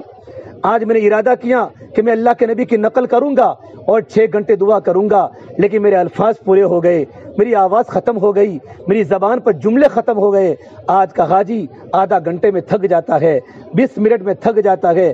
میں اور آپ صبح سے 10 بجے کے عرفات کے میدان میں بیٹھے ہیں، کتنی ہم سے دعائیں ہوئی۔ سرکار مدینہ صلی اللہ تبارک و تعالیٰ علیہ وسلم عصر کی نماز کے بعد آپ اپنی اونٹنی پر سوار ہے، اور 6 گھنٹہ اے میری امت، اے میری امت، آپ یوں کر کے دعا فرماتے تھے، اپنے ہاتھوں کو اونچا کر کے کھڑے کھڑے دعا مانگی آپ نے۔ حاجی عرفات کے میدان میں کھڑے کھڑے دعا کرے، کھڑے کھڑے تھک جاوے تو بیٹھ کے دعا کرے، لیکن کھڑے کھڑے دعا کرنا افضل ہے۔ آپ نے 6 گھنٹہ دعا فرمائی۔ صحابہ کرام کا بیان ہے، پتہ نہیں حضور نے کھانا کھایا کہ نہیں کھایا، اور آپ روزے کی حالت میں ہیں کہ روزے کی حالت میں نہیں ہیں، تو آپ کی چچی ام فضل نے دودھ پیش کیا، اللہ کے نبی نے دودھ کو اونٹنی پر بیٹھ کر نوش فرمایا۔ تب صحابہ کو پتہ چلا کہ اللہ کے نبی روزے کی حالت میں نہیں ہے۔ آپ نے اس کے علاوہ کچھ نہ کھایا نہ کچھ پیا۔ 6 گھنٹے میری امت، اے اللہ میری امت کو معاف فرما دے۔ مانگتے مانگتے سورج ڈوبنے کے پہلے اللہ کو یوں کہا، اے اللہ میری امت کے ظالم کو بھی معاف فرما دے۔ اپنی اولاد کے لیے نہیں مانگا، حسن حسین کے لیے نہیں مانگا، میری امت میری امت۔ صحابہ فرماتے تھے کبھی آپ کا ہاتھ تھک جاتا تو آپ داہنے ہاتھ کو نیچا کرتے، ایک ہاتھ سے مانگتے۔ اگر تھک جاتا عرفات کے میدان میں، آج اس جگہ پر میں اور آپ کھڑے ہیں، یہ میدان کل مجھے اور آپ کو دوبارہ نہیں ملے گا، نہیں ملے گا، نہیں ملے گا۔ نہیں ملے گا. گھر پر جا کر سوچتے بھی رہو اور تم ہزاروں کے پیسے خرچ کر کے دوبارہ آؤ. عرفات کا میدان تو ملے گا لیکن آج کا مبارک دن نہیں ملے گا. اسے میرے بھائیو جو کرنا وہ آج ہی کرنا ہے. آپ نے 6 گھنٹے دعا فرمائی. صحابہ کرام فرماتے ہم نے دیکھا اللہ کے نبی اونٹنی پر ہے, آپ بے آرام سواری, آپ کے پیچھے تکیہ نہیں, آپ کے اوپر چھتری اور سائبان نہیں, اپریل کی دھوپ ہے, آپ کا پسینہ زمین پر ٹپک رہا ہے لیکن اللہ سے لو لگا کے دعا کر رہے ہیں. صحابہ کرام کا مجمع رو رہا ہے. ابھی آپ دعا کر ہی رہے تھے اور دعا کرتے کرتے صحابی روتے روتے اونٹنی پر سے نیچے گرے اور بے ہوش ہو گئے اور انتقال ہو گیا. آپ نے فرمایا عرفات کے میدان ان کی قبر کھودو. پتہ نہیں کہاں قبر ہے, اسی میدان میں ان کی قبر ہے. کہ ان کا چہرہ بھی کھلا رکھنا, ان کا سر بھی کھلا رکھنا. پھر آپ نے فرمایا یہ جب کل قیامت کے میدان عرفات کے میدان سے اٹھیں گے تو لبیک اللہم لبیک کہتے کہتے اٹھیں گے. سورج ڈوبنے کے پھر اپنے ہاتھ کو نیچا فرمایا. صحابہ فرماتے ہم نے دیکھا حضور کی پوری داڑھی روتے روتے تر ہو چکی تھی. یہ عرفات کا میدان میرے بھائیو. آج شیطان جتنا ذلیل ہوگا, جتنے جھگڑے مینا میں ہوتے ہیں اتنے جھگڑے ہماری بلڈنگوں میں نہیں ہوئے. جتنے جھگڑے عرفات کے میدان میں ہوتے ہیں اتنے ہماری بلڈنگوں میں نہیں ہوتے. کیونکہ بلڈنگوں میں حج نہیں ہوتا, بیت اللہ کا طواف حج نہیں ہے, یہ حج ہے. حج ہمارا خراب شیطان یہاں کرے گا. شیطان 5 دن بہت لڑائے گا, کھانے کی بنیاد پر, آرام کی بنیاد پر, ٹھنڈی اور گرمی کی بنیاد پر, اے سی اور پنکھے کی بنیاد پر. یہ میری جگہ ہے. اللہ کے واسطے میرے بھائی صبر کر لینا. میرے نبی کا پورا احرام پسینے سے تر بتر ہو چکا تھا. اتنے بڑے نبی سرکار مدینہ میرے بھائیو. علامہ اقبال نے روتے روتے کہا ہے کسی غم خسار کی محنتوں کا میں نے عجیب سلا دیا, جسے میرے غم نے گلا دیا اسے میں نے جی سے بلا دیا. میں تیرے مزار کی جالیوں کی محنتوں میں لگا رہا, تیرے دشمنوں نے تیرے چمن میں خزاں کا جال بچھا دیا. جس نبی نے عرفات کے میدان میں 6 گھنٹے اس امت کے دعا کی ہو, آج امت اللہ کے نبی کو بھول گئی. میرے بھائیو اپنے آنکھوں میں حیا کا کاجل لگاؤ اور اپنے کانوں کو قرآن کے نغموں سے آشنا کرو اور اپنے چہرے کو حضور والا چہرہ بناؤ اور اپنے لباس کو حضور والا لباس بناؤ. اپنے ہاتھوں میں اللہ کے عشق کی ہتکڑیاں ڈالو اور اپنے پیروں میں اللہ کے نبی کی محبت کی بیڑیاں ڈالو اور اپنے گلے میں آپ صلی اللہ تبارک و تعالی علیہ وسلم کی اطاعت کا گلوبند ڈالو اور لمبے لمبے عرفات کے میدان میں سجدے کر کے اپنے ماتھے میں اللہ کے سجدے کا جھومر سجاؤ. پھر دیکھو تم کیسے اللہ کے پیارے لگو گے. اللہ بھی ہم سے محبت کرے گا, نبی بھی ہم سے محبت کریں گے. عرفات کے میدان میں آپ نے دعا فرمائی. کون سی امت کے لیے ماں باپ کو دھکا دینے والی, ماں باپ ٹفن پر کھانا کھا رہے ہیں, آج اس کے گھر پر کھا رہے ہیں. ایک ماں نے 15 بچوں کو پالا, کھیتوں میں مزدوری کر کے بیٹوں کو بڑا کیا. شادی ہونے کے بعد جب جائیداد تقسیم ہونے لگی تو ماں نے پوچھا بیٹا ہماری بھی تقسیم ہوئی کہ نہیں ہوئی, کل کس کے گھر پر کھانا کھائیں گے. آج یہ ماں باپ کی حالت ہے میرے بھائیوں. ایک مہینہ ایک بھائی کے گھر, ارے وہ قابل مبارک وہ نوجوان جو ماں باپ کو اپنے گھر اپنے لقمہ بنا بنا کے کھلاوے. ماں باپ کے بھی کھانے کے ٹائم ہوتے ہیں, ماں باپ کے کھلانے کے مہینے ہوتے ہیں. جس ماں نے کس پرسے میں مجھے اور آپ کو بڑا کیا ہے. کون سی امت شراب پینے والی, ڈرگس کھانے والی, اللہ کے نبی کی سنتوں کے جنازہ نکالنے والی امت کے لیے سرکار مدینہ عرفات کے میدان میں 6 گھنٹے بعد دعا فرمائی ہے. اس سے آپ میں اور آپ ابھی بیان کے بعد انشاءاللہ ہم تسبیحات کی پابندی کریں گے, انفرادی دعا کریں گے اور اثر کے بعد انشاءاللہ آدھا گھنٹہ اجتماعی دعا ہوگی. پھر سورج نکلنے کے بعد ہم کو نکلنا ہے. پھر اللہ کے نبی صلی اللہ تبارک و تعالی علیہ وسلم جیسے آپ کا سورج ڈوبا, آپ نے سواری کو تبدیل کیا, آپ نے پورا حج کا سفر کیا تھا قصوہ پر, آپ کے پیچھے حضرت اسامہ تھے, آپ نے اسامہ کو اتارا, اونٹنی بدلی, آپ بیٹھے جدعہ پر اور آپ نے اپنے پیچھے فضل بن عباس کو بٹھایا, آپ کے کزن کو بٹھایا اور آپ مزدلفہ کی طرف روانہ ہوئے. آپ جب مزدلفہ پہنچے تو مزدلفہ پہنچتے رات کو 12:30 بج چکے تھے آپ کے. مزدلفہ پہنچنے کے بعد مسجد مشعر حرام ہم دیکھیں گے رات کو انشاءاللہ, قرآن میں ہے فَإِذَا أَفَضْتُم مِّنْ عَرَفَاتٍ, جب تم عرفات سے نکلو فَاذْكُرُوا اللَّهَ عِندَ الْمَشْعَرِ الْحَرَامِ, تو مشعر حرام مسجد کے پاس اللہ کو یاد کیا کرو. میرے نبی کا وہاں خیمہ لگا, ہم کو مزدلفہ میں خیمہ نہیں ملے گا. مزدلفہ تو میدان, مسجد مشعر حرام میں ٹھہرنے کی جگہ میں تو وہاں ٹھہرے, ورنہ مزدلفہ میں جہاں بھی میدان ملے اس میدان میں ہم ٹھہرے. آپ نے آ کر عشاء کی نماز کے وقت میں آپ نے مغرب کی اذان کی، مغرب کی تکبیر کی، اور آپ نے مغرب کی نماز پڑھائی، پھر عشاء کی نماز پڑھائی، پھر مغرب کی سنتیں پڑھی، عشاء کی سنتیں پڑھی، اور آپ نے 3 رکعت وتر واجب پڑھی. پھر اللہ کے نبی نے آرام کیا. کیا کیا؟ مزدلفہ کی رات جو ہے، مزدلفہ کی رات وہ شب قدر کی رات کے برابر ہے. میرے نبی نے کوئی عمل نہیں کیا ہے. آپ کے چونکہ اگر آپ کوئی عمل کرتے تو ساری امت کو جاگنا پڑتا. کیا کرنا پڑتا؟ جاگنا پڑتا. آپ نے مزدلفہ کی رات میں میرے نبی نے تہجد بھی نہیں پڑھی. میں ہر بات حدیث سے بول رہا ہوں. کیوں نہیں پڑھی؟ اگر کوئی حاجی تھکا رات کو 3 بجے پہنچا، اگر تہجد پڑھے بغیر سو گیا تو اس کو یہ تو تسلی تو مل جائے گی کہ میرے نبی نے بھی تہجد نہیں پڑھی تھی. لیکن اگر اللہ ہمیں موقع دے ہم اللہ کا ذکر بھی کرے، چونکہ شب قدر کی رات کے برابر بھی ہے، تہجد پڑھے. مدینہ کے ایک عالم فرماتے تھے کہ میں نے ہزاروں کتابوں کا مطالعہ کیا لیکن مجھے کہیں نہیں ملا. آپ نے زندگی میں کبھی تہجد نہیں چھوڑی، لیکن مزدلفہ آپ نے کیوں چھوڑی؟ 1.25 لاکھ صحابہ کا مجمع تھا، تھکا ہوا مجمع تھا، اونٹوں پر آیا تھا. اگر آپ تہجد پڑھتے تو قیامت تک کے آنے والے حاجی کو تہجد پڑھنی پڑتی. آپ نے امت کے لیے آسانی والا عمل کیا. اور اس کے بعد 10ویں ذی الحجہ کو فجر کی نماز آپ نے وہاں پڑھی، اور وقوف مزدلفہ جو واجب ہے آپ نے کیا سورج نکلنے کے پہلے. اور آپ وہاں سے پہنچے مینا کی طرف، واپس مینا جہاں ہمارا خیمہ ہے. اور مینا آنے کے بعد آپ لبیک پڑھتے پڑھتے آپ مینا پہنچے. اور آپ نے رات کو فرمایا کہ جو کمزور بوڑھے مرد ہیں، کمزور بوڑھی عورتیں ہیں، آج بھی مسئلہ ہے، وہ ڈائریکٹ راتوں رات مزدلفہ چھوڑ دے. ہم نہیں چھوڑ سکتے. کیوں؟ کہ مزدلفہ میں رات گزارنا ضروری ہے، اور مزدلفہ کے دن فجر کی نماز کے بعد وقوف مزدلفہ واجب ہے سورج نکلنے کے پہلے. لیکن جو بوڑھے ہو، کمزور ہو، اگر وہ رات کو نکل جائے تو ان کے لیے گنجائش ہے، لیکن ان کا بیٹا ساتھ میں جا نہیں سکتا. اس لیے ہم فجر کی نماز کے بعد سورج نکلنے کے بعد نکلے. آپ صلی اللہ تبارک و تعالی علیہ وسلم نکلے مینا میں، اور آپ نے جا کر کیا فرمائی؟ کنکری ماری. کس کو ماری؟ کنکری. بڑے شیطان کو آپ نے 7 کنکری ماری. آپ نے تمام صحابہ نے کنکری ماری. بسم اللہ اللہ اکبر رغما للشیطان وردا للرحمن اللہم اجعلہ حجا مبرورا وسعیا مشکورا وذنبا مغفورا. یہ اللہ کے نبی صلی اللہ تبارک وسلم نے کنکری مارتے وقت آپ نے دعا پڑھی. سوالہ کے مجمع نے آپ کنکری ماری. کنکری مارنے میں سنت طریقہ یہ ہے کہ داہنی طرف مینا ہو، داہنی طرف کعبہ ہو، بائیں طرف مینا ہو. لیکن رش بہت ہوتا ہے، جہاں بھی موقع ملے کنکری مار دے وے. لیکن کنکری مارنے میں 7 کنکریاں دیوار پر لگنے کے بعد گول دائرے میں گرنی چاہیے. اگر کنکری ماری سامنے ٹکر کے ہمارے سامنے واپس آئے وہ کنکری نہیں گری جائے گی. اور جو زمین پر گری ہوئی کنکریاں ہے اس کو نہ اٹھاوے. حدیث پاک میں ہے جن کا حج اللہ کی بارگاہ میں قبول نہیں ہوتا ان کی کنکریاں زمین پر گر جاتی ہے. گری ہوئی کنکریاں غیر مقبول ہیں، ان کو نہ اٹھاوے. ہمارے پاس کنکریاں 7 کنکریاں مارنے کے 10-12 لے لے اور ایک کنکری مارے، اور آپ کو اپنی کنکری دکھے گی.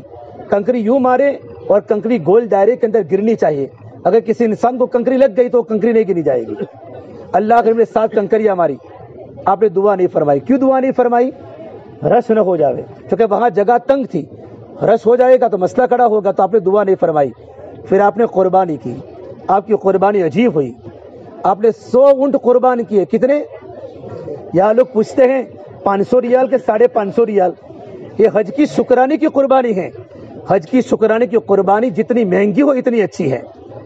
یہ واجب قربانی نہیں ہے. حج کی شکرانے کی قربانی، ہاں کوئی چٹنگ کرتا وہ الگ مسئلہ ہے، لیکن حج کی واجب قربانی آپ نے ایک نہیں 100 اونٹ قربان کیے حج کے شکرانے میں. اللہ تو نے حج کرنے کی توفیق دی ہے. صحابہ نے پوچھا اللہ کے نبی، اور آپ نے اپنے مبارک ہاتھ سے 63 اونٹوں کو ذبح کیا. کتنے؟ 63 اونٹ. صحابہ نے پوچھا اللہ کے نبی آپ نے 63 اونٹ، کہ میری عمر 63 سال ہے. کتنی ہے؟ 63 سال ہے. آپ نے 63 اونٹوں کو آپ نے ذبح کیا. آپ نے ذبح کیا. اس کے بعد بقیہ اونٹ حضرت علی نے ذبح کیے. جب اونٹ کو ذبح کرنے کا آپ نے ارادہ کیا، اونٹ کو ذبح کرنے کا، تو سارے اونٹوں میں لڑائی شروع ہو گئی کہ میں اللہ کے نبی کے ہاتھ پر میں قربان ہو جاؤں. یہ اونٹ دوڑتے تھے حضور کی طرف، سارے اونٹ 5 اونٹ اللہ کے نبی کے سامنے یوں گردن کرتے تھے. آپ ان کا نہر کرتے تھے، یوں 5 جاتے، پھر 5 اونٹ خود آتے تھے. کوئی صحابی ان کے پاس اونٹ کو لے کر نہیں آیا. نبی کے ہاتھ پر قربان ہونا کس کو پسند نہیں ہے؟ اللہ کے نبی کو پسند ہے. ایک بار آپ مدینہ منورہ میں بیٹھے ہوئے تھے، ایک صحابی یا رسول اللہ میرا اونٹ رات کو مجھے سونے نہیں دیتا، رات کو زور سے آوازیں نکالتا ہے. آپ نے کہا اونٹ سونے کہ ہاں. آپ نے کہا اونٹ کو بلا کے لے آؤ. اونٹ اللہ کے نبی کی خدمت میں آیا, حدیث میں ہے, اور کس طرح بیٹھا القا بجرانی کی فجر جرا, جس طرح انسان نماز میں قاعدے کی حالت میں بیٹھتا اس طرح بیٹھا. آپ نے پوچھا, اونٹ بھی اللہ کے نبی کی عظمت کو جانتا تھا. آپ نے پوچھا تو تیرا مالک تیری شکایت کرتا کہ تو رات کو سونے نہیں دیتا؟ کہ یا رسول اللہ, میرا مالک آپ کے صحابی بالکل صحیح کہتے ہیں, میں ان کو رات کو سونے نہیں دیتا. یہ اللہ کے نبی میں کیا کروں؟ یہ میرے مالک اور میں ہم دونوں پورا دن جنگلوں کا سفر کرتے ہیں. جب رات کا وقت ہوتا ہے ہم دونوں تھک جاتے ہیں, یہ بھی تھکتے ہیں میں بھی تھکتا ہوں.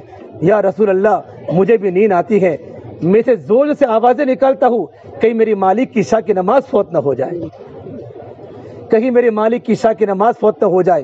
صحابی رسول کی اللہ کا نبی یہ بات سن کر آپ رو پڑے. آپ نے فرمایا اونٹ تو مٹی بن جائے گا, مرنے کے بعد مٹی بن جائے گا, تجھے اپنے مالک کی فکر ہے کہ اللہ مجھے پوچھے گا تو اپنے مالک کے ساتھ رہتا تھا, تو نے اپنے مالک کو کیوں نہیں جگایا, تو میں اللہ کے سامنے کیا جواب دوں گا؟ آج میرے بھائیو, ماں باپ گھر, پورا گھر قبرستان بن چکا ہے, باپ بھی سویا ہے, ماں بھی سوئی ہے, ہمارا پورا کا پرانا گھر سویا ہوا ہے. دنیا میرے بھائیو, ارے مٹ جانے والی بھی کوئی سلطنت ہوتی ہے, ڈوب جانے والا بھی کوئی عروج ہوتا ہے. جس زندگی کو موت کھا جائے وہ بھی کوئی زندگی ہے, جس جوانی کو بوڑھاپا کھا لے وہ بھی کوئی جوانی ہے, جس مال پہ فقر کا ڈر ہو وہ بھی کوئی مال ہے, جن عزتوں کے پیچھے ذلتیں ہو وہ بھی کوئی عزت ہے, جن محبتوں کے پیچھے نفرتیں ہو وہ بھی کوئی محبت ہے, جن ہنسی کے پیچھے چکھنا ہو وہ بھی کوئی ہنسی ہے, اور جن گھروں کو اجڑ جانا ہو جہاں مکڑیوں کے جالے تن جانے ہو. کل بیت وان طال سلامتھا, میرے بھائیو بڑے بڑے محل جا کر دیکھو تو صحیح, آج وہاں مکڑیوں کے جالے ہیں. یہی تجھ کو دھن ہے رہو سب سے اعلیٰ, ہو زینت نرالی ہو فیشن نرالا, جیا کرتا کہ یوں ہی کیا مرنے والا, تجھے حسن ظاہر نے دھوکے میں ڈالا, تجھے پہلے بچپن نے برسوں کھلایا, جوانی نے پھر تجھ کو مجنوں بنایا, بڑھاپے نے پھر آ کے کیا کیا ستایا, اجل تیرا کر دے گی بالکل صفایا.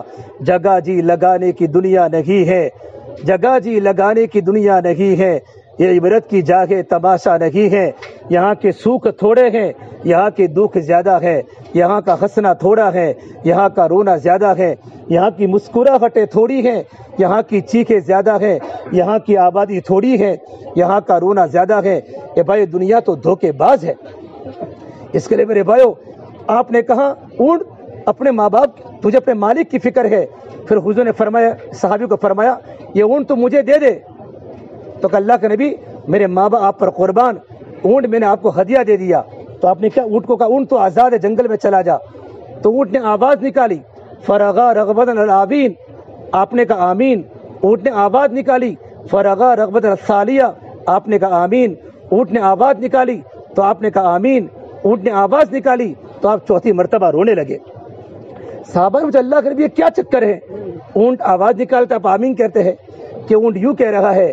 یہ اللہ کے نبی صلی اللہ تبارک و تعالی علیہ وسلم, آپ نے میرے ساتھ بڑا نرمی کا معاملہ کیا. میں اللہ سے دعا کرتا ہوں اللہ آپ کی پوری امت کو قیامت کے خوف سے بچاوے. آپ نے کہا آمین.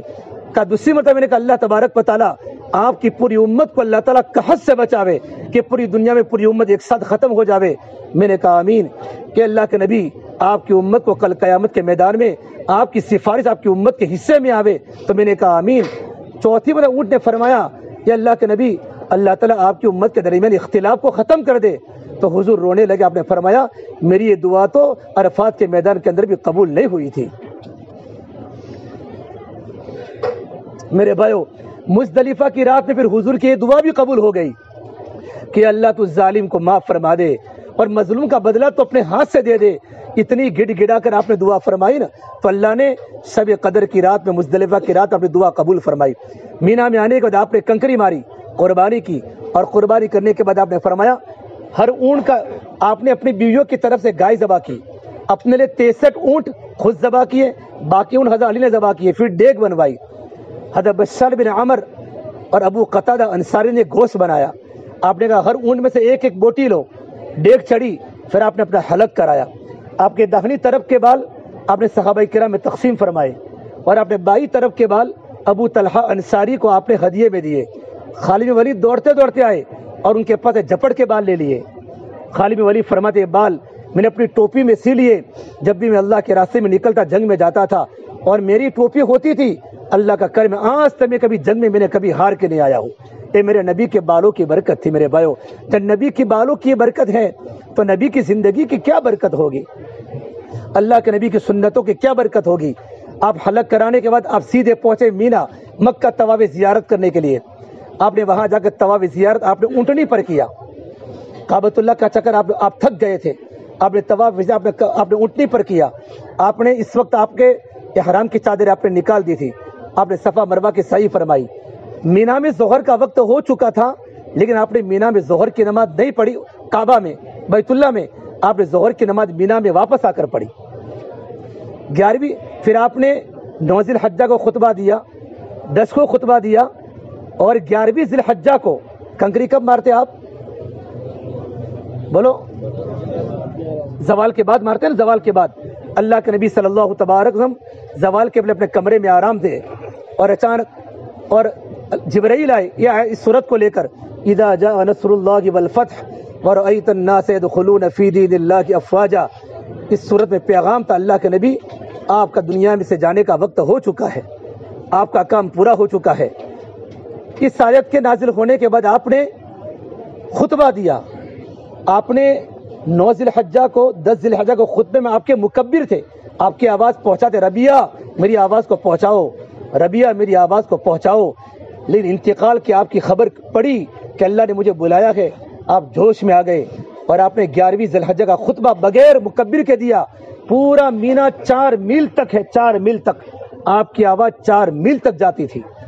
اور آپ نے لوگوں کو سب سے پہلے خطبہ شروع یہاں سے کیا, لوگوں عسا اللہ تلقانی بعد عامی ہادا, لوگوں میری تمہاری آخری ملاقات ہے, لوگوں میری تمہاری آخری ملاقات ہے, لوگوں میں نے زندگی تمہارے ساتھ گزاری ہے. اگر میں نے کسی کو تکلیف پہنچائی ہو, اگر میں نے کسی کو کچھ کہا ہو تو مجھے معاف فرما دینا. کل قیامت کے میدان میں اللہ کے سامنے مجھے بدلہ دینے کا موقع نہیں ملے گا. اے میری امت, میں نے زندگی تمہارے ساتھ میں نے گزاری ہے, میری تمہاری آخری ملاقات ہے. اگر میں نے کسی کو کوئی تکلیف پہنچائی ہو, آج کھڑے ہو کر مجھ سے بدلہ لے لے. اگر میرے پاس کوئی پیسے باقی ہو لین دین میں, ایک صحابی کھڑے ہوئے, یا رسول اللہ میں آپ کے پاس 3 درہم مانگتا ہوں, 3 درہم. آپ نے کہا مجھے نہیں پتا, آپ مانگتے ہوگے, بتاؤ کب میں نے آپ کے پاس سے لیے تھے. کہ یا رسول اللہ آپ کے پاس میں بیٹھا ہوا تھا, مکہ میں ایک سائل آیا غریب آدمی, کہا حضور مجھے کچھ دے دو. تو آپ نے کہا میرے پاس کچھ بھی نہیں ہے. تو اس وقت میں نے کہا تھا حضور, آپ نے کہا تھا آپ ان کو دے دو 3 ریال 3 دینار درہم میں آپ کو دے دوں گا. آپ نے کہا مجھے یاد آ گیا, اس وقت آپ کے پاس 1 روپیہ بھی نہیں تھا. آپ نے اپنے کزن کو کہا, فضل کو کہا, فضل تم میرا قرضہ چکاؤ گے, تم میرا قرضہ. اتنے بڑے نبی, جس نبی کے برکت سے اللہ نے پورے عالم کو بچھایا ہو, اس نبی کے پاس 1 روپیہ قرضہ پورا کرنے کا موجود نہیں ہے. اور اپنے کزن فضل بن عباس کو کہا, فضل تم میرا قرضہ چکاؤ گے؟ کہ حضور میں آپ کے قرضے کو میں چکا دوں گا. پھر آپ نے خطبہ دیا, اس کے بعد آپ نے 3 جمرات کی رمی فرمائی. جمرات کی رمی فرمانے کے بعد 12 ذی الحجہ کو آپ رات کو نکل گئے, اور بنو کنانا کے ہاں آپ نے 4 نمازیں پڑھی اور عشاء پڑھی. ایک بیچ میں قبیلہ آتا ہے, نماز کے پڑھنے کے بعد عائشہ نے کہا حضور میرا تو عمرہ باقی ہے, میرا عمرہ باقی ہے. آپ نے کہا تمہارا حج ہو گیا, عمرہ کی ضرورت ہے؟ کہ نہیں, ساری کی ساری بیویوں نے کیا تو میں بھی عمرہ کروں گی. تو آپ نے ان کے بعد عبد الرحمن کو بلایا, عبد الرحمن بن ابو بکر کو بلایا. عبد الرحمن جاؤ اپنی بہن کو مسجد عائشہ کے پاس لے جاؤ. مسجد عائشہ کا عمرہ, یہ عائشہ کو عذر ہے اس لیے عمرہ ہوا, ورنہ ہمیں عائشہ اتنی قریب حدود حرم میں نہیں ملتی. عبد الرحمن عائشہ کو لے کر وہاں احرام کی نیت کروائی, اور اللہ کے نبی صلی اللہ تبارک وسلم فجر کی نماز پڑھ کے وہاں سے نکلے. راستے میں عائشہ ملی, عبد الرحمن ملے, اور آپ جب پہنچے بیت اللہ میں فجر کے سحری کے وقت, تہجد کے وقت پہنچ گئے, اور آپ نے وہاں جا کر اس وقت آپ نے طواف وداع کیا, الوداعی طواف کیا. تو ام سلمہ نے کہا یا رسول اللہ میں تو طواف وداع نہیں کر سکتی, بہت رش ہو چکا ہے, میں تھک چکی ہوں. تو آپ نے کہا فجر کی نماز ہوگی, اور فجر کی نماز کے پڑھنے کے بعد جب صحابہ کرام نماز پڑھے تو آپ اونٹنی پر چکر لگا دینا. آپ نے الوداع طواف بڑے عجیب طریقے سے کیا. الوداع طواف کرتے کرتے آپ خوب روئے. ہم بھی الوداع طواف کریں گے بھائی, طواف ویدا جو واجب عمل ہے، ہمارا مکہ چھوٹنے کا وقت آئے گا، مدینہ جانے کا وقت، ہمارا آخری طواف ویدا ہوگا۔ آپ طواف ویدا میں آپ خوب روئے۔ الوداع طواف ہوا، پھر آپ نے فجر کی نماز پڑھائی۔ ام سلمہ فرماتی ہے کہ آپ نے یہ سورت پڑھی، والطور وکتاب مستور فی رق منشور والبیت المعمور والسقف المرفوع والبحر المسجور ان عذاب ربک لواقع۔ اس آیت پر آئے تو آپ نے اس آیت کو بار بار پڑھا، اللہ کا عذاب زمین پر ضرور آنے والا ہے، ما لہ من دافع، اللہ کے عذاب کو کوئی روکنے والا نہیں ہے۔ یہ آیت پڑھتے پڑھتے پورے صحابہ کو آپ نے نماز میں خوب رلایا، اللہ کے نبی خوب روئے۔ فجر کی نماز کے بعد آپ سیدھے وہاں سے مدینہ منورہ نکل گئے، اور بھائی مدینہ منورہ جانے کے بعد اسی سال آپ کا انتقال ہوا۔ آپ مدینہ منورہ کے اندر رہے، اور مدینہ منورہ رہنے کے بعد آپ صحابہ سے ملے۔ ایک مرتبہ 26 سفر کو، آخری بات 5 منٹ کی بات، 26 سفر کو اللہ کے نبی صلی اللہ تبارک و تعالی وسلم معاذ بن جبل کو آپ نے یمن روانہ فرمایا۔ یمن والے کہ مدینہ کے بہت بڑے عالم معاذ بن جبل کو یمن بھیجو۔ معاذ اتنے بڑے عالم تھے، میرے نبی نے فرمایا میری امت میں سب سے زیادہ حلال و حرام کو جاننے والے معاذ بن جبل ہے۔ آپ نے تمام صحابہ کرام کو اللہ کے راستے کی جہاد میں مسجد سے روانہ کیا۔ جب معاذ بن جبل کو روانہ فرمایا تو اس وقت آپ زمین پر پیدل چلے، معاذ بن جبل کو اونٹنی پر بٹھایا، وَهُوَ رَاكِبٌ وَعَلَى رَاحِلَتِهِ، اور آپ نے معاذ بن جبل کو بہت باتیں فرمائی۔ ایک بات فرمائی، معاذ إِيَّاكَ وَالتَّنَعُمْ فَإِنَّ عِبَادَ اللَّهِ لَيْسُوا بِالْمُتَنَعِمِينَ، اے معاذ اپنے آپ کو عیش پرستی سے بچانا، اللہ کے نیک بندے عیش پرستی کو پسند نہیں کرتے۔ اے معاذ یمن تو جا رہے ہو، میں اس جگہ پر جا کر آیا ہوں جس جگہ پر معاذ بن جبل نے تعیز میں 13 مہینے وہاں امامت کی ہے، آج بھی وہ مسجد موجود ہے۔ جب معاذ بن جبل جب مدینہ منورہ کا آخری پوائنٹ آیا تو اس وقت آپ نے معاذ بن جبل کو فرمایا، معاذ عسى اللہ تلقانی بعد عامی هذا، یہ معاذ میری اور تیری آخری ملاقات ہے، لعلک تمر بمسجدی وقبری هذا، جب تو واپس ہوگا نا، یا تو میری قبر کی زیارت ہوگی یا تو میری مسجد کی زیارت ہوگی، تو مجھے دوبارہ دیکھ نہیں سکے گا۔ میرے بھائیو، اتنا سننے کے بعد معاذ بن جبل اتنے روئے، فبکا معاذ جشعا لفراق رسول اللہ صلی اللہ علیہ وسلم، اللہ کے نبی ان کو روتا دے کر حضور رو پڑے، اور آپ نے اپنا چہرہ مدینے کی طرف پھیر لیا، اور آپ نے فرمایا معاذ تم مت رو، کل قیامت کے میدان میں ان اول الناس بھی المتقون من کانوا حیث کانوا، سب سے قریب مجھ سے وہ انسان ہوگا جس کی زندگی میں اللہ کا ڈر ہوگا۔ معاذ بن جبل کو روانہ کیا، اب مدینہ منورہ آئے۔ آپ نے عصر کی نماز کے بعد جنت البقیع میں ایک صحابی کی نماز جنازہ پڑھائی۔ واپس آنے کے بعد آپ کے سر میں درد ہوا، اور آپ نے کہا واہ رأسا، میرے سر میں بہت درد ہے۔ گھر پر آئے تو بخار تھا، درد تھا، سارا صحابہ کا مجمع جمع ہوا، اور آپ نے صحابہ کرام کو دعا دی، اے میرے صحابہ آواکم اللہ، سلمکم اللہ، نصرکم اللہ، اللہ تمہاری مدد کرے۔ ابن مسعود پوچھا اللہ کے نبی ایسا لگتا ہے آپ کا دنیا سے جانے کا وقت آ چکا ہے؟ تو آپ رو پڑے، آپ کو دیکھ کر صحابہ کا مجمع رو پڑا۔ پھر آپ نے فرمایا مجھے بخار بہت ہے۔ اللہ کے نبی کو مدینہ منورہ کے 7 کنووں سے پانی لایا گیا۔ حضرت عائشہ کے گھر میں اتنا بڑا برتن نہیں تھا، حضرت حفصہ کے گھر سے برتن لایا گیا، میرے نبی کو بٹھایا، 7 کنووں کا پانی تھوڑا تھوڑا ڈالا تو اللہ کے نبی کا بخار تھوڑا سا کم ہوا۔ آپ جمعرات کے دن آپ نماز پڑھاتے رہے، جمعرات کو عشاء کی نماز کے وقت آپ نماز پڑھانے کھڑے ہوئے تو آپ بیٹھ گئے، چل نہ سکے، پھر کھڑے ہوئے، پھر بیٹھ گئے۔ آپ نے فرمایا ابو بکر کو کہو کہ نماز پڑھاوے۔ حضرت عمر فاروق نماز پڑھانے کھڑے ہو گئے، صحابہ نے کہا نمازی پڑھانی ہے، آپ کے کان میں آواز پڑی کہ عمر نماز پڑھا رہے، تو آپ نے کہا عمر کو پیچھے کرو، ابو بکر کو آگے کرو، اللہ ابو بکر کی نماز کو پسند کرتا ہے۔ یہ خلافت کی طرف اشارہ تھا۔ پھر آپ نماز پڑھانے نہیں آئے، ابو بکر نے 17 نمازیں پڑھائی۔ ایک بار آپ نماز پڑھانے آئے تو وہ صدیق نے دیکھا کہ حضور پیچھے آ رہے ہیں، تب وہ صدیق پیچھے آ رہے، آپ نے فرمایا ابو بکر، اشارہ فرمایا، ابو بکر نے نماز پڑھائی، حضور نے ان کی اقتداء میں نماز پڑھی۔ 12 ربیع الاول کا دن ہے، پیر کا دن، آپ کی طبیعت میں خشاش بشاش ہو گیا۔ فجر کے بعد صدیق اکبر گئے اپنی بیوی کے پاس، مدینہ منورہ میں ایک جگہ ہے باب العوالی، اپنی بیوی کو ملنے کے لیے گئے، اور جبرائیل آئے کہ یا رسول اللہ آپ کی طبیعت کیسی ہے؟ کہا 3 دن سے بہت بیمار ہوں۔ اللہ فرما رہے آپ کی طبیعت کیسی ہے؟ پھر آپ نے اپنی بیویوں کو بلایا، حضور کی بیوی آئی، آپ نے بیویوں سے تھوڑی دیر بات فرمائی، بیویوں کو روانہ کیا. پھر اللہ کے نبی کی پیاری بیٹی فاطمہ آئی، آپ کا جگر کا ٹکڑا، جنت کی عورتوں کی سردار آئی. اور آپ نے فاطمہ نے دیکھا کہ حضور کے سر پر پٹی بندھی ہوئی ہے، سر کا پٹی. کعبہ کیوں سر کا پٹی بندھی ہے؟ کہ بیٹا سر میں درد ہے، واہ راسا، میرے سر میں درد ہے. تو فاطمہ رونے لگی، کہا واہ کربا ابی، واہ کربا ابی، ہائے میرے ابا کی تکلیف، ہائے میرے ابا کا غم. تو حضور نے فرمایا میری بیٹی فاطمہ تم مت رو، لیس علی ابیک الکرب بعد اليوم، اے میری بیٹی فاطمہ آج تیرے ابا کے دکھ کا آخری دن ہے. میری بیٹی فاطمہ کبھی زندگی چین سے نہیں گزاری، بیٹی اتنی بھوک برداشت ہے کہ میں بتا نہیں سکتا. عائشہ فرماتی میں نے اللہ کے نبی کو دیکھا ہے، آپ کو بھوک لگتی تھی رات کو تو آپ چارپائے پر الٹے ہو جاتے تھے اور چارپائے کی لکڑی اپنے پیٹ پر ڈالتے، اپنے پیٹ پر. حضرت عائشہ فرماتی حضور آپ ایسا کیوں کرتے ہیں؟ آپ کو کیا ہو رہا ہے؟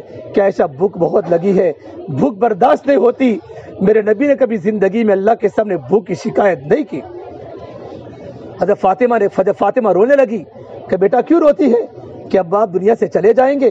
تو آپ نے کہا میری بیٹی فاطمہ تھوڑے دن کے بعد تو بھی میرے پاس آ جائے گی.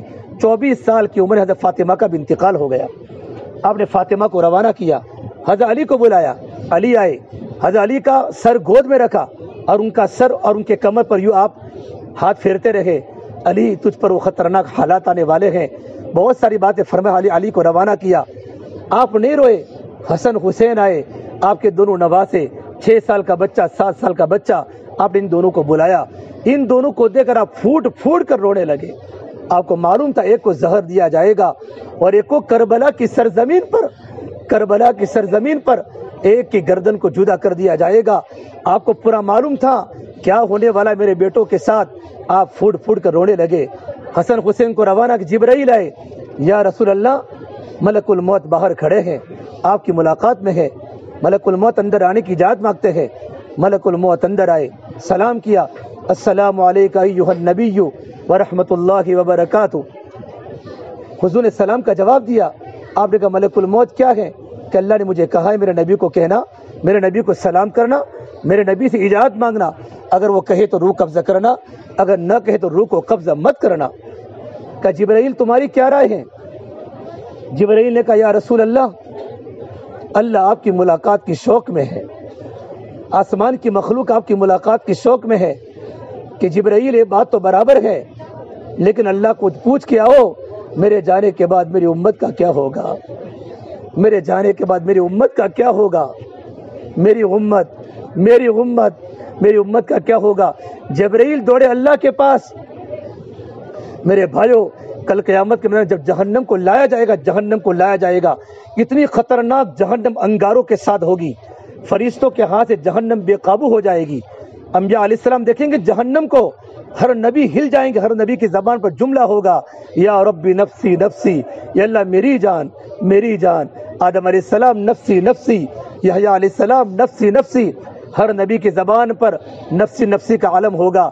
اتنا ہنگامے میں ایک آواز آئے گی، درد بری شفقت بری آواز اٹھے گی، یا رب امتی امتی، یا رب امتی امتی، اے میرے رب میری امت میری امت میری امت. پورا مجمع دیکھے گا یا اللہ یہ کہاں سے آواز آ رہی ہے.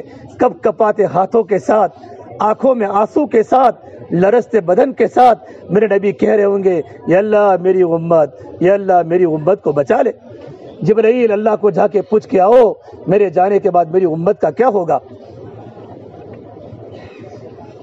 اللہ نے کہا جبرائیل میرے نبی کو جا کر کہہ دو آپ کو کچھ نہیں ہوگا، آپ کی امت کو مکیلا نہیں چھوڑیں گے.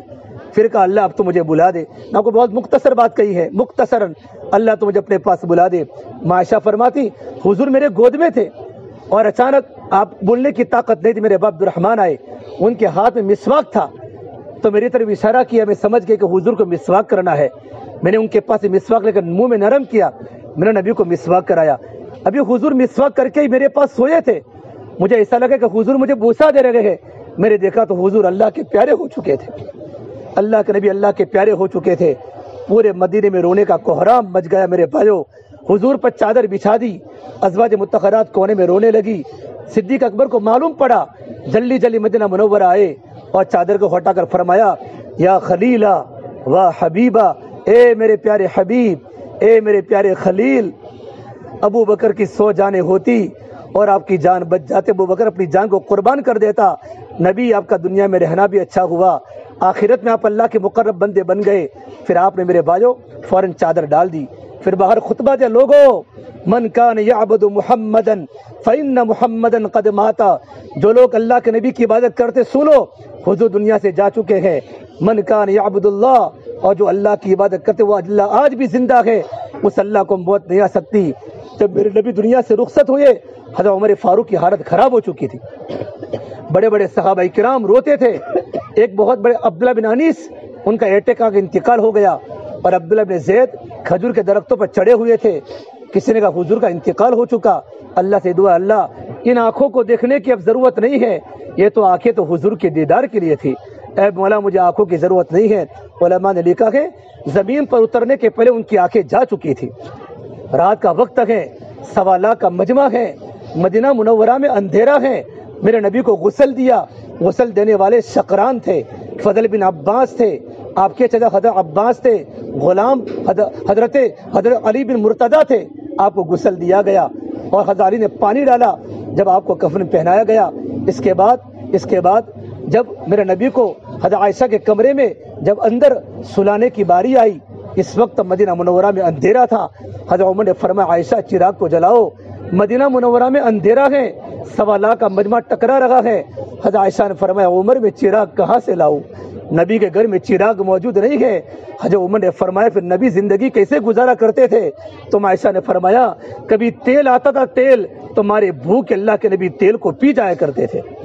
جب میرے نبی کو قبر میں سلایا گیا، آپ کو قبر میں اتارنے والے فضل بن عباس تھے، آپ کے غلام شقران تھے، حضرت علی مرتضیٰ تھے، آپ کو قبر میں اتارا گیا۔ اس وقت سب سے آخر میں فضل بن عباس باہر نکلے، دل میں ارادہ ہوا کہ میرے نبی کے چہرے انور کو آخری دیدار کر لوں۔ جیسے کفن کا ٹکڑا ہٹایا، نبی کا چہرہ چمک رہا تھا اور آپ کے ہونٹ ہل رہے تھے کہ میرے کان لگا کر سنا تو آپ فرما رہے تھے اللہم اغفر لی امتی، اللہم اغفر لی امتی، اے اللہ میری امت کو معاف فرما دے، اے اللہ میری امت کو معاف فرما دے۔ اتنے بڑے نبی میرے بھائیوں دنیا سے جاتے وقت اپنی امت کو نہیں بھولے۔ یہ عرفات کا میدان مجھے اور آپ کو پیغام دے رہا ہے، ہم گھر پر جانے کے بعد بھی اور حج کے دنوں میں بھی ہم اللہ کے نبی کی زندگی کو مضبوط پکڑیں گے، انشاءاللہ اللہ کی زندگی کو مضبوط پکڑیں گے اور اپنے بچوں کو دیندار بنانے کی کوشش کریں گے۔ اپنے بچوں کو بھائیو دیندار بناؤ، اپنے بچوں کو نیک بناؤ، ہمارے بیٹے دیندار بنے۔ ادھر ادھر کی بات نہ کر، بتا قافلہ کیوں لوٹا، مجھے رہزنوں سے گلا نہیں، تیری رہبری کا سوال ہے۔ ہم تو بچوں کے رہبر ہیں، لیکن ماں باپ کی زندگی میں دین نہیں ہوتا، اولاد کی زندگی میں دین نہیں ہوتا۔ اپنے بچوں کو دیندار بناؤ، یہ ہماری ذمہ داری ہے۔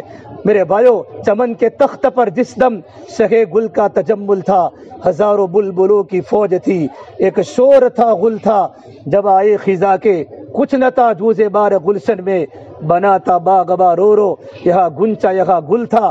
میری اور آپ کی حالت تو چمن کی طرح ہو چکی ہے کہ چمن کا مالی سو گیا ہے، چمن کے پھل کوئی چرا کے لے گیا اور چمن کے پھول مرجا گئے۔ میرے بھائیو میری اور آپ کی حالت یہ ہو چکی ہے، بچے کہاں جا رہے ہیں، بیویاں کہاں جا رہی ہے، بیٹیاں کہاں بیٹھ رہی ہے، ہمیں کچھ پتہ نہیں، ہم سوئے ہوئے ہیں۔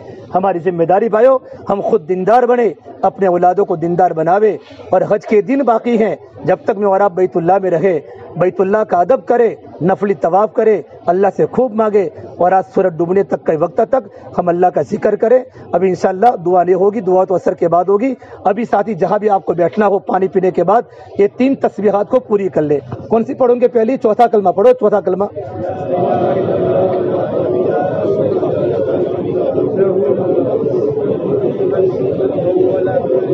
100 مرتبہ پڑھنا ہے۔ کتنی مرتبہ؟